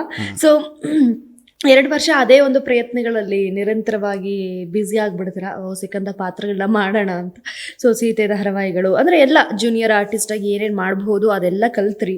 ಕಲಿಕೆ ಕೂಡ ಆಯಿತು ಅನ್ಸುತ್ತೆ ಎಲ್ಲ ಪಾತ್ರಗಳಿಂದ. ಯಾವ್ಯಾವ ರೀತಿ ಇರ್ತಾರೆ ಜನ ಗೊತ್ತಾದರು, ಸೆಟ್ ಹೆಂಗಿರುತ್ತೆ ಗೊತ್ತಾಯಿತು, ಸೀರಿಯಲ್ ಹೆಂಗೆ ಮಾಡ್ತಾರೆ ಗೊತ್ತಾಯಿತು, ಕಾಮಿಡಿ ರೋಲ್ ಮಾಡಿದ್ದೀರಾ, ವಿಲನ್ ರೋಲ್ ಮಾಡಿದ್ದೀರಾ, ಎಲ್ಲ ಥರದ್ದು ರೋಲ್ಸ್ನ ಮಾಡ್ತಾ ಬಂದ್ರಿ 5 ಜನ. ಸೊ 2 ವರ್ಷ ಆದಮೇಲೆ 5 ಜನ ಸಪ್ರೇಟ್ ಆದ್ರ ಹೇಗೆ ಆಯಿತು ಆ ಡಿಸ್ಪಸ್ ಹೇಗಾದ್ರಿ 5 ಜನ? ಆ ಪಂಚಪಾಂಡವರು ನಾವು ಎಷ್ಟು ಚೆನ್ನಾಗಿದ್ದೀವಿ ಅಂತಂದರೆ ಈಗಲೂ ಚೆನ್ನಾಗಿದ್ದಾರೆ. ಈಗಲೂ ಅವರವರು ಮದುವೆಯಾಗಿ ಸೆಟ್ಲ್ ಆಗಿದ್ದಾರೆ, ಬೇರೆ ಬೇರೆ ಕಡೆ ಇದ್ದಾರೆ. ಬಟ್ ಅವಾಗಿದ್ದಾಗ ನಾವೆಲ್ಲ ಎಷ್ಟು ಒಳ್ಳೆ ಸ್ನೇಹ ಇತ್ತು ಅಂತಂದರೆ, ನನ್ನ ಹತ್ರ ಇದ್ದ ದುಡ್ಡಿದ್ರೆ ಅವ್ನಿಗೆ ಸಹಾಯ ಮಾಡೋದು. ಅಂದರೆ ಅದಕ್ಕೆ ಅದು ನೋಡಿ, ಈ ಜಗತ್ತಲ್ಲಿ ಎಲ್ಲದಕ್ಕಿಂತ ಶ್ರೇಷ್ಠವಾಗಿ ತುಂಬ ಪ್ರೀತಿಯಿಂದ ಯಾವಾಗಲೂ ನಮ್ಮ ಜೊತೆ ನಿಲ್ಲೋದು ಯಾವುದು ಗೊತ್ತಾ? ಸ್ನೇಹ ಯಾವಾಗಲೂ ನಮ್ಮನ್ನು ಈಗಲೂ ನನ್ನ ಈ ಕ್ಷಣಕ್ಕೂ ನಾನು ಎಷ್ಟೋ ಸತಿ ತುಂಬ ನೊಂದಾಗ ಇದು ಮಾಡಿದಾಗ ಸ್ನೇಹ ಕೈ ಹಿಡಿಯುತ್ತೆ ಆಯಿತಾ. ಎಲ್ಲದಕ್ಕಿಂತ ಮಿಗಿಲಾದದ್ದು ಸ್ನೇಹ. ಸೊ ಹಾಗಾಗಿ ಸ್ನೇಹದ ಜೊತೆ ನಾವು ಇರಬೇಕು ಅನ್ನೋದಕ್ಕೆ 5 ಜನ ಕಾರಣ. ಬಟ್ ಆ 5 ಜನ ಇವತ್ತಿಗೂ ಒಂದು ಒಳ್ಳೊಳ್ಳೆ ಪೊಸಿಷನಲ್ಲಿ, ಒಳ್ಳೊಳ್ಳೆ ಜಾಗದಲ್ಲಿ ಅವರವರ ಕುಟುಂಬದ ಜೊತೆಗೆ ಭಾಳ ಒಳ್ಳೆ ಕೆಲಸ ಮಾಡ್ತಿದ್ದಾರೆ. ಸ್ನೇಹ ಅಂತ ಅಂದರೆ ಹುಡುಗಿ ಅಲ್ಲ, ಸ್ನೇಹ ಅಂದರೆ ಗೆಳೆತನ, ಫ್ರೆಂಡ್ಶಿಪ್ ಬಗ್ಗೆ ಹೇಳ್ತಾ ಇದ್ರು ಸರ್. ಅದಾದ್ಮೇಲೆ ಅದನ್ನೇ ಕೇಳ್ದೆ ನಾನು, 5 ಜನ ಹೆಂಗೆ ಡಿಸ್ಪಸ್ ಆದ್ರಿ? ಕರಿಯರ್ ಬೆಳೀತಾ ಹೋಯ್ತು, ಪಾತ್ರಗಳು ಸಿಗ್ತಾ ಏನಿಲ್ಲ, ನನಗೆ ಅವಕಾಶಗಳು ಸಿಗಕ್ಕೆ ಶುರು ಆಯಿತು. ನಾನು ಅವಕಾಶಗಳು ಸಿಕ್ಕ ಮೇಲೆ ನನ್ನ ಮದುವೆ ಆದಕ್ಕೆ ಅನಿವಾರ್ಯ ಬಂತು. ಸೊ ನಾನು ಮದುವೆ ಆದೆ, ಹೊರಗಡೆ ಬಂದೆ. ಅವರು 4 ಜನ ಮತ್ತೆ ಇನ್ನೂ ತುಂಬ ನಾನು 4-5 ವರ್ಷ ಒಂದು 3-4 ವರ್ಷ ಕಂಟಿನ್ಯೂ ಅದೇ ಮನೆ. ಅವಾಗ ಫುಲ್ ಟಾಪಿಗೆ ಹೋಗ್ಬಿಟ್ಟಿದ್ರು, ಫುಲ್ ಮೇಲಿದ್ರು, ಅದೇ ಮನೆ ಬಿಲ್ಡಿಂಗ್ ಅಲ್ಲಿ ಮೇಲಿದ್ರು, ಟೆರಸ್ ಅಲ್ಲಿ ಇದ್ರು. ಒಂದು ನಮ್ಮ ಅಂಡರ್ಗ್ರೌಂಡ್ ಅದುಮ್ತಾ ಇದ್ರು, ಎಲ್ಲ ಮೇಲ್ಗಡೆ ಕೂರಿಸ್ಬಿಡ್ತಿದ್ರು, 2 ಆಗ್ತಿತ್ತಲ್ಲ, ಅದು ಹಂಗಾಗಿ ಮೇಲೆ ಹೋಗ್ಬಿಟ್ಟಿದ್ರು. ಅವಾಗ ಇನ್ನೊಬ್ಬನು ಹುಡುಗ ಮದುವೆ ಆಯಿತು, ಅವನು ಬೇರೆ ಆದ. ಇನ್ನೊಬ್ಬನಿಗೆ ಅವಕಾಶಗಳು ಸಿಕ್ತು, ಅವನು ಬೇರೆ ಆದ. ಇನ್ನು ಒಬ್ಬನು ಉಳಿದಿದ್ದ ಲಾಸ್ಟ್ ನಮ್ಮ ಹರೀಶ, ಅವನು ಕೂಡ ಲಾಸ್ಟಿಗೆ ಅದೇ ಮನೆಯಲ್ಲಿ ಬಿದ್ದು ಬೇರೆ ಕಡೆ ಬಂದು ಮದುವೆಯಾಗಿ ಇವಾಗ ಬೇರೆ ಕಡೆ. ಸೊ ಹೀಗಾಗಿ ನಮ್ದು 5 ಜನರ ಜರ್ನಿ ಹಿಂಗೆ ನಮ್ದು ಕುಟುಂಬದ ಕಾರಣಕ್ಕಾಗಿ ಬೇರೆ ಹೊರತು ಬೇರೆ ಕಾರಣಕ್ಕಾಗಿ ನಾವು ಆಗಲಿ. ಸೊ ಇದಾದ ನಂತರದಲ್ಲಿ ಬಂದಿದೆ ಕಾಮಿಡಿ ಕಿಲಾಡಿ ನಿಮ್ಮ ಪಾಲಿಗೆ. ಅದೇ ಈ ನಂತರದಲ್ಲಿ ಸೀರಿಯಲ್ಗಳು ಮಾಡೋಕ್ಕೆ ಶುರುವಾಗಿ 28 ಸೀರಿಯಲ್ ಮಾಡಿ ಆದಮೇಲೆ ನಾನು 1 ವರ್ಷ ಗ್ಯಾಪ್ ತೊಗೊಂಡೆ. ಇನ್ನು ಸೀರಿಯಲ್ ಮಾಡಲ್ಲ, ಸಿನಿಮಾ ಮಾಡ್ತೇನಂತ. ಆ ಟೈಮಲ್ಲಿ ನನಗೆ ಕಾಮಿಡಿ ಕಿಲಾಡಿ ಮೆಂಟ್ರಾಗಿ ಬಂತು. ನಾನು comedy Kiladi season 2 contestant right ನೀವು? ಎಸ್, ಅದಕ್ಕಿಂತ ಮುಂಚೆ ನಾನು ಮೆಂಟರ್ ಆಗಿದ್ದೆ ಡ್ರಾಮಾ ಜೂನಿಯರ್ಗೆ. ಓಕೆ. ನಾನು ಮೆಂಟರ್ ಆಗಿದ್ದೆ. ಅಲ್ಲಿವರೆಗೂ ಕರ್ಕೊಂಡು ಹೋಗಿದ್ದು ಹೇಗೆ ನಿಮ್ಮ ಜರ್ನಿ? ಜಿ ಕನ್ನಡದವರೆಗೂ ಮುಟ್ಟಿಸಿದ್ದು ಹೇಗೆ? ಜಿ ಕನ್ನಡದವರೆಗೂ ಮುಟ್ಟಿಸಿದ್ದು ಶರಣಯ್ಯ ಸರ್ಗೆ. ಶರಣಯ್ಯ ಸರ್ಗಿದ್ದ ಒಂದು ರಂಗತಂಡ ಇದೆ ಬೆಂಗಳೂರಲ್ಲಿ, ಮೈಸೂರಲ್ಲಿ ಒಂದು ರಂಗತಂಡದಲ್ಲಿ ಅವ್ರು ಕೆಲಸ ಮಾಡ್ತಾ ಇದ್ರು. ಆ ರಂಗತಂಡಕ್ಕೆ ನನ್ನೊಂದು ಸೋರುತಿಯು ಸಂಬಂಧ ಅಂತ ನಾಟಕ ಟೀಮ್ ಮಾಡ್ಕೊಂಡಿದ್ದೆ ನಾನು. ಆ ಟೀಮ್ ತೊಗೊಂಡು ಹೋದಾಗ ಆ ನಾಟಕ ತುಂಬ ಚೆನ್ನಾಗಿದೆ ಅಂತ ಒಂದು ಡಿಸ್ಕಷನ್ ಆದಾಗ, ನೀನು ಸೀಸನ್ 1ಕ್ಕೆ ಆಡಿಷನ್ ಕೊಡೋಕೆ ಬಂದಿದ್ದಲ್ಲ, ಯಾಕೆ ಬಂದಿಲ್ಲ ಅಂತ ಕೇಳಿದಾಗ, ಇಲ್ಲ ಸರ್ ನನಗೆ ಅವ್ರು ಪೇಮೆಂಟ್ ಇಲ್ಲ, ಪೇಮೆಂಟ್ ಸೆಲೆಕ್ಟ್ ಆಗಿದ್ದೆ, ನಾನು ಪೇಮೆಂಟ್ ಕೊಡಲ್ಲ ಅಂದಿದ್ರು ಅವರು, ನಾನು ಅದಕ್ಕೆ ಬರಲ್ಲ ಅಂದಿದ್ದೆ. ಕಂಟೆಸ್ಟೆಂಟ್ಗಳಿಗೆ ಯೂಶುವಲಿ ಅದು ಫಸ್ಟ್ ಸೀಸನ್ ಬೇರೆ ಅವರಿಗೆ ಅದು ಬಂದಿಲ್ಲ ಅಂದಿದ್ದಕ್ಕೆ ಅವರು, ಇಲ್ಲ ಈ ಸತಿ ಬಾ, ನಿನಗೆ ಡ್ರಾಮಾ ಜೂನಿಯರಲ್ಲಿ ನೀನು ಆಡಿಷನಲ್ಲಿ ಮೆಂಟರ್ ಆಗಿ ಕೆಲಸ ಮಾಡು, ಆಮೇಲೆ ನೀನು ಸೆಲೆಕ್ಟ್ ಮಾಡ್ತೀವಿ ಅಂತ ಹೇಳಿ ಅದಾದ್ಮೇಲೆ ಕೆಲಸ ಮಾಡಿ ಆದಮೇಲೆ ಮಾಡಿದ್ರು. ಸೊ ನೀವು ಡ್ರಾಮಾ ಜೂನಿಯರ್ ಸೀಸನ್ 1ಗೆ ಮೆಂಟರಿಂಗ್ ಮಾಡಿದ್ರಿ ಮಕ್ಕಳಿಗೆ, 2ಗೆ. ಸೊ ಅಲ್ಲಿಂದ ಕಾಮಿಡಿ ಸೀಸನ್ 2ಗೆ ಸೆಲೆಕ್ಟ್ ಆದದ್ದು ಅಂದರೆ ಈ ಒಂದೆಲ್ಲ ಪ್ರೋಸೆಸ್ಸು ಅಥವಾ ನಿಮ್ಮ ಟ್ಯಾಲೆಂಟ್ ಎಲ್ಲ ನೋಡಿ ಶರಣಯ್ಯ ಸರ್ ಓಕೆ ಮಾಡೋಣ ಅಂತ ಹೇಳಿದ್ರು. ಸರಿ, ಇದಾದ್ಮೇಲೆ ಕಾಮಿಡಿ ಕಿಲಾಡಿಗೆ ಬರ್ತೀರಾ. ಅಷ್ಟೊತ್ತಿಗೆ ಕಾಮಿಡಿ ಕಿಲಾಡಿ ಸೀಸನ್ 1 ಒಂದು ದೊಡ್ಡ ಹಿಟ್ ಆಗಿತ್ತು. ಎಷ್ಟರ ಮಟ್ಟಕ್ಕೆ ಹಿಟ್ ಆಗಿತ್ತು ಅಂದರೆ ಅದೊಂದು ಎರ ಸ್ಟಾರ್ಟ್ ಆಗೋಯ್ತು. ಏನು KR ಪೇಟೆ ಆಗಿರ್ಬೋದು, ನಮ್ಮ KR ಪೇಟೆ ಸರ್, ಅವರು ಶಿವರಾಜ್ ಸರ್ ಅವರಾಗಿರ್ಬೋದು, ನಯನ ಅವರಾಗಿರ್ಬೋದು, ಆ ಸೀಸನ್ ಬಂದಿರೋ ಅಷ್ಟು ಕಂಟೆಸ್ಟೆಂಟ್ ಇವತ್ತು ಒಳ್ಳೆ ಪ್ಲೇಸಲ್ಲಿದ್ದಾರೆ.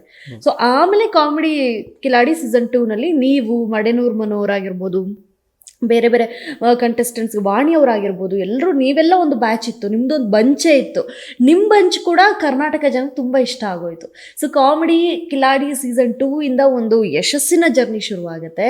ನೀವು ಆಡಿಷನ್ ಕೊಡುವಾಗ ಜಗ್ಗೇಶ್ ಸರ್, ರಕ್ಷಿತಾ ಮೇಡಮ್ ಅವರು, ಜೊತೆಗೆ ಯೋಗರಾಜ್ ಭಟ್ ಸರ್ ಇದ್ದರು. ಸೊ ಎಲ್ಲ ಹೇಗಾಯಿತು, ಏನು ಅನ್ನಿಸ್ತು? ಬಿಕಾಸ್ TV ಸ್ಕ್ರೀನು, ಹೊಸ ಲೈಟ್ಸು, ಹೊಸ ಸ್ಟೇಜು, ತುಂಬ ವಿಭಿನ್ನ. ನಾಟಕ ಸೀರಿಯಲ್ ಒಂಥರ ಆಗೋದ್ರೆ ಇದು ಒಂಥರ, ಇಲ್ಲಿ ಲೈವ್ ಮಾಡಬೇಕು, ಸ್ಪಾಂಟೇನಿಯಸ್ ಇರಬೇಕು, ಡೈಲಾಗ್ ತಪ್ಪಾಗೋ ಹಾಗಿಲ್ಲ, ಜಡ್ಜ್ ಮಾಡ್ತಾರೆ. ಸೊ ಮಾಸ್ಟರ್ ಆನಂದ್ ಸರು ಎಲ್ಲ ಹೊಸದು ಅಪ್ಪಣ್ಣ ಅವ್ರಿಗೆ.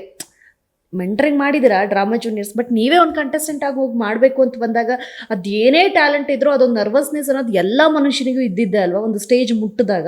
ಸೊ ಆ ಪಾಯಿಂಟ್ ಆಫ್ ಟೈಮ್ ಹೇಗಿತ್ತು ಅಂತ? ಇಲ್ಲ, ಅದು ಸಹಜವಾಗಿ ಎಲ್ರಿಗೂ ಇರೋ ಹಾಗೆ ನರ್ವಸ್ ನನಗೂ ಇತ್ತು. ಬಟ್ ನನಗೆ ನನ್ನ ವ್ಯಕ್ತಿತ್ವದಲ್ಲಿ ಅಂದರೆ ಸ್ಟೇಜ್ಗೆ ಹೋಗೋಕ್ಕಿಂತ ಮುಂದೆ ಹೆದರ್ತೀವಿ ನಾವು, ಹೋದ್ಮೇಲೆ ರಾಕ್ಷಸ ಅಷ್ಟೇ. ಸೂಪರ್. ಸೊ ಐ ಥಿಂಕ್ ಆ ರಂಗಭೂಮಿ ಕಲಾವಿದರಾಗಿ ವರ್ಕ್ ಮಾಡಿದ್ದು ಇಲ್ಲಿ ತುಂಬ ನಿಮಗೆ ಹೆಲ್ಪ್ ಮಾಡ್ತು ಅನ್ಸುತ್ತೆ. ಬಿಕಾಸ್ ಅಲ್ಲಿ ಹೇಗಿದ್ರು ಟೇಕ್ಸ್ ಎಲ್ಲ ಇರಲ್ಲ ನಮ್ಮ ರಂಗಭೂಮಿನಲ್ಲಿ. ಸೊ ಅದು ಬಹಳಷ್ಟು ನಿಮಗೆ ಇಲ್ಲಿ ಹೆಲ್ಪ್ ಮಾಡ್ತು ಅಂತ ಅನ್ಸುತ್ತೆ ಅಲ್ವಾ? ಬಹಳಷ್ಟೇನು, ಅದೇ ಮೂಲ, ಕರೆಕ್ಟ್. ಅದೇ ಬೇಸ್. ಅದರ ಹಿನ್ನೆಲೆಯಿಂದ ಬಂದಿರೋದ್ರಿಂದ ನಮ್ಗೆ ಅದಿತ್ತು ಅನ್ನೋದಕ್ಕೆ ನನಗೆ ಇವಾಗಲೂ ಧೈರ್ಯವಾಗಿ. ಆಡಿಷನ್ ಅಲ್ಲಿ ಯಾವ ಪಾತ್ರ ಮಾಡಿದ್ದು ಅಂದರೆ ಏನು, ವಾಟ್ ಈಸ್ ದ ಕಂಟೆಂಟ್? ಒಬ್ಬ ನಾಟಕದಲ್ಲಿ ಮಾಡುವ ಕಲಾವಿದ ರಾಮ ಮತ್ತು ರಾವಣ ಮಧ್ಯೆ ಒಂದು ಆಗಿರುವ ಸಂದರ್ಭವನ್ನ, ಅಂದ್ರೆ ಆ ಊರಲ್ಲಿ ಒಂದು ನಾಟಕ ಕಂಪನಿ ಇಬ್ಬರು ರಾವಣ ಪಾತ್ರಧಾರಿಗಳು ಸಾಲ ಮಾಡ್ಕೊಂಡ್ಬಿಟ್ಟಿರ್ತಾರೆ. ಅವ್ನು ಸಾಲ ಕೊಡದೇ ಇರೋದಕ್ಕೆ ಇವ್ನು ಸಾಲ ಕೊಡೋದಕ್ಕೆ ಅದನ್ನ ನಾಟಕದಲ್ಲಿ ತೀರಿಸ್ಕೊತಿರ್ತಾರೆ ಅವರು ಪಾತ್ರ ಮಾಡೋದು. ಈಗ ಅವರು ಪೌರಾಣಿಕ ಪಾತ್ರ ಹಾಕಿದ್ದಾರೆ, ನಿನಗೆ 500 ರೂಪಾಯಿ ಸಾಲ ಕೊಟ್ಟಿರ್ತಾನೆ ಅವನು. ನಾನು ಸಾಲ ಕೊಟ್ಟರೆ ಎಂಟ್ರಿ, ನೀವು 500 ರೂಪಾಯಿ ರಾಮ ಈಗ ಬಾ ರಾವಣ ಅಂತ ಕರೆದಿರ್ತಾನೆ ಜಗಳಕ್ಕೆ, ನಾನು ಬರಲ್ಲ ಅಂತ ಕೂತ್ಬಿಟ್ಟಿರ್ತಾನೆ ಇವು ರಾಮ. ಯಾಕಂತ ಕೇಳಿದ್ರೆ ಅವ್ನು 500 ರೂಪಾಯಿ ಸಾಲ ಕೊಡಬೇಕು, ಕೊಟ್ಟರೆ ಬರ್ತೀನಿ ಅಂತ ಅವನು. ಸೊ ಆ ಥರ ಜಗಳ ನಡೆದಿರುತ್ತೆ. ಆ ಕಥೆನ ಆ್ಯಕ್ಟ್ ಮಾಡ್ಕೊಂಡು ಬಂದಿದ್ದೆ ನಾನು. ಅದೇನು ಒಂದು ಡೈಲಾಗ್ಸ್ ಹೇಳ್ಬೋದಾ ನಿಮ್ಮ ಆಡಿಷನ್ ಡೈಲಾಗು? ಲೈಕ್ ಯಾವ ಥರದ್ದು? ರಾವಣ್ ದಿತ್ತಗ ದಿತ್ತಗ ದಿತ್ತಗ ದಿತ್ತಗ ದಿತ್ತಗ ದಿತ್ತಗ, ಅದು ರಾವಣ್ ಅಂತ ಶುರು ಆಗೋದು. ಸೊ ಅದೆಲ್ಲ ತುಂಬ ಇಷ್ಟ ಆಗಿ ನೀವು ಸೆಲೆಕ್ಟ್ ಆಗ್ತೀರಾ. ಸೆಲೆಕ್ಟ್ ಆದಮೇಲೆ ಆಗಿದ್ದ ಜೀವನನೇ ಬೇರೆ ಅಂತ ಅನಿಸುತ್ತೆ. ಸೊ ಅಪ್ಪಣ್ಣ ಅವರು ಕಾಮಿಡಿ ಕಿಲಾಡಿಗಳು ಬಂದು ಅಟೆಂಡ್ ಮಾಡೋಕ್ಕೂ ಮುನ್ನ ಇದ್ದಂಥ ಅಪ್ಪಣ್ಣನೇ ಬೇರೆ, ಕಾಮಿಡಿ ಕಿಲಾಡಿ ಆದಮೇಲೆ ಅಪ್ಪಣ್ಣ ಆಗಿದ್ದೇ ಬೇರೆ. ಸೊ ಅಂದರೆ ಜನಗಳು ಕಂಡು ಹಿಡಿಯೋಕ್ಕೆ ಸ್ಟಾರ್ಟ್ ಆಗ್ತಾರೆ, ಒಳ್ಳೊಳ್ಳೆ ಸ್ಕಿಟ್ಗಳನ್ನ ಮಾಡ್ತೀರಾ, ಸ್ಪಾಂಟೇನಿಯಸ್ ಆಗಿ ಹಾಸ್ಯವನ್ನು ರೂಪಿಸ್ತೀರಾ. ಅಪ್ಪಣ್ಣ ಅಪ್ಪಣ್ಣ ಅಂತ ಇಡೀ ಕರುನಾಡೆ ಮೆಚ್ಕೊಳ್ಳೋಕೆ ಸ್ಟಾರ್ಟ್ ಆಗುತ್ತೆ, ಅಪ್ಪಣ್ಣ ಅವ್ರು ವಿನ್ ಆಗಬೇಕು ಅಂತ. ಅಂದರೆ ನಿಮ್ಮ ಫಿನಾಲೆ ಕೂಡ ಅಷ್ಟೇ ತುಂಬ ದೊಡ್ಡ, ಈಗೆಲ್ಲ ಫಿನಾಲೆಗಳೆಲ್ಲ ಇಂಡೋರ್ ಮಾಡ್ತಾರೆ ಯೂಶ್ವಲಿ, ಆಗೆಲ್ಲ ನಿಮಗೆ ಔಟ್ಡೋರ್ ಇರ್ತಿತ್ತು ರೈಟ್? ನಿಮ್ಮ ಔಟ್ಡೋರೇ ತಾನೇ ಇದ್ದಿದ್ದು, ಸೂರಜು, ಮಡೆನೂರು, ಮನೂರೆಲ್ಲ. ಹೌದು. ಹಾಂ, ಸೊ ಆ ಔಟ್ಡೋರಲ್ಲಿ ಜನಗಳೆಲ್ಲ ನಿಮ್ಮನ್ನು ಅಪ್ರಿಷಿಯೇಟ್ ಮಾಡ್ತಿರ್ತಾರೆ, ಪ್ರತಿ ಸಂಚಿಕೆನಲ್ಲೂ ನಿಮ್ಮನ್ನ ನೋಡೋಕೆ ಕಾಯ್ತಿರ್ತಾರೆ. ಸೊ ಇದೆಲ್ಲ ಆದಮೇಲೆ ಕಾಮಿಡಿ ಕಿಲಾಡಿ ಒಂದು ಬಿಗ್ಗೆಸ್ಟ್ ಸಕ್ಸಸ್, ಒಂದು ಬಿಗ್ಗೆಸ್ಟ್ ಬ್ರೇಕ್ ಥ್ರೂ ಅಂದರೆ ಅಪ್ಪಣ್ಣ ಅವ್ರಿಗದು. ಸೊ ಹೇಗೆ ಅನ್ನಿಸ್ತು ಕಾಮಿಡಿ ಕಿಲಾಡಿಗಳು, ಏನೇನು ಕಲ್ತ್ರಿ? ಕಲಿತ್ವಿ ಅನ್ನೋದಕ್ಕಿಂತ ಹೆಚ್ಚಾಗಿ ಒಂದು ಬದುಕುವ ಕ್ರಮ, ಹೇಗೆ ಎಲ್ಲರ ಜೊತೆ ಬಿಹೇವ್ ಮಾಡಬೇಕು, ಇಂಡಸ್ಟ್ರಿಯಲ್ಲಿ ಹೇಗಿರಬೇಕು, ಅದೆಲ್ಲವನ್ನು ಒಂದಿಷ್ಟು ನಮಗೆ ಭಾಳ ಪ್ರೀತಿಪೂರ್ವಕವಾಗಿ ಕಲಿಸ್ಕೊಟ್ಟಂಥ ವೇದಿಕೆ. ಸೊ ಹಾಗಾಗಿ ಅದ್ರ ಜೊತೆಗೆ ಒಂದು ಒಳ್ಳೆ ಸಕ್ಸಸ್ ತೊಗೊಂಡು ಹೊರಗಡೆ ಬಂದ್ವಿ. ಸೊ ಒಳ್ಳೆ ಸಕ್ಸಸ್ ಆಯಿತು. ಅದಾದಮೇಲೆ ನಡೆದಿದ್ದೆಲ್ಲವೂ ನಮಗೆಲ್ಲ ಗೊತ್ತು. ಅಂದರೆ ಬೇರೆ ಬೇರೆ ಮೂವೀಸ್ನ ಮಾಡ್ತಾಯಿದ್ರಿ, ಅಥವಾ ಬೇರೆ ಬೇರೆ ಮತ್ತಷ್ಟು ರಿಯಾಲಿಟಿ ಶೋಗಳು, ಚಾಂಪಿಯನ್ಶಿಪ್ ಆಗಿರ್ಬೋದು, ಬೇರೆ ಬೇರೆ ಆ ಒಂದು ರಿಯಾಲಿಟಿ ಶೋ ಕಂಟೆಸ್ಟೆಂಟ್ ಆಗಿ ಮತ್ತೆ ವಾಪಸ್ ಬರ್ತೀರಾ ಅದೇ ಜೀ ಕನ್ನಡ ವೇದಿಕೆಗೆ, ಮತ್ತೆ ಮತ್ತೆ ರಿಯಾಲಿಟಿ ಶೋನಲ್ಲಿ ಕಾಣಿಸ್ಕೊಳ್ತೀರಾ. ಸೊ ಇದೆಲ್ಲ ಹೇಗಿತ್ತು? ಅಂದರೆ ನಮ್ಮ ವಾಹಿನಿಗಳು ಮತ್ತೆ ಮತ್ತೆ ನಮ್ಮನ್ನ ಕರೆದು ಮತ್ತೆ ಕೆಲಸ ಕೊಟ್ಟಾಗ ಎಷ್ಟು ಖುಷಿ ಆಗುತ್ತೆ. ಅದೇ ನಮ್ಮ ಶ್ರಮ, ನಮ್ಮ ಏನು ಪ್ರತಿಭೆ ಮತ್ತು ನಮ್ಮ ಅದರ ಜೊತೆಗಿರುವ ಡೆಡಿಕೇಶನ್, ಇವೆಲ್ಲವನ್ನು ಗುರುತಿಸಿ ಮತ್ತೆ ಮತ್ತೆ ಕೆಲಸ ಕೊಡ್ತಿರೋದ್ರಿಂದ ನಾನು ಇವತ್ತಿಗೂ ಅದಕ್ಕೆ ಆಭಾರಿಯಾಗಿದ್ದೇನೆ ಮತ್ತು ಚಿರಋಣಿಯಾಗಿದ್ದೇನೆ. ಮತ್ತು ಕನ್ನಡ ಜನತೆ ಆಶೀರ್ವಾದ ನಮ್ಮಲ್ಲಿ ಇರೋ ತನಕ ನನಗದು ಏನು ಇವತ್ತಿಗೆ ಏನೂ ಆಗಿಲ್ಲ, ಹಾಗೆ ನನಗೆ ಇವತ್ತಿಗೆ ಕೆಲಸ ಮಾಡ್ತಾನೆ. ಓಕೆ, ಕಾಮಿಡಿ ಕಿಲಾಡಿಯಾಗಿ ಎಷ್ಟು ವರ್ಷ ಆಯಿತು ನಿಮ್ಮ ಲೈಫ್? 9 ವರ್ಷ ಆಯಿತು ಮೇಡಮ್. 9 years. ಹಾಂ, 10 ವರ್ಷ ಇನ್ನೇನು ಆಗಕ್ಕೆ ಬಂತು. ಅಬ್ಬಾ, 10 ವರ್ಷದ ಅಪ್ಪಣ್ಣ ಅವರಿಗೂ ಮುಂಚೆಯ 10 ವರ್ಷದ ಅಪ್ಪಣ್ಣನವರಿಗೂ ಏನು ವ್ಯತ್ಯಾಸ?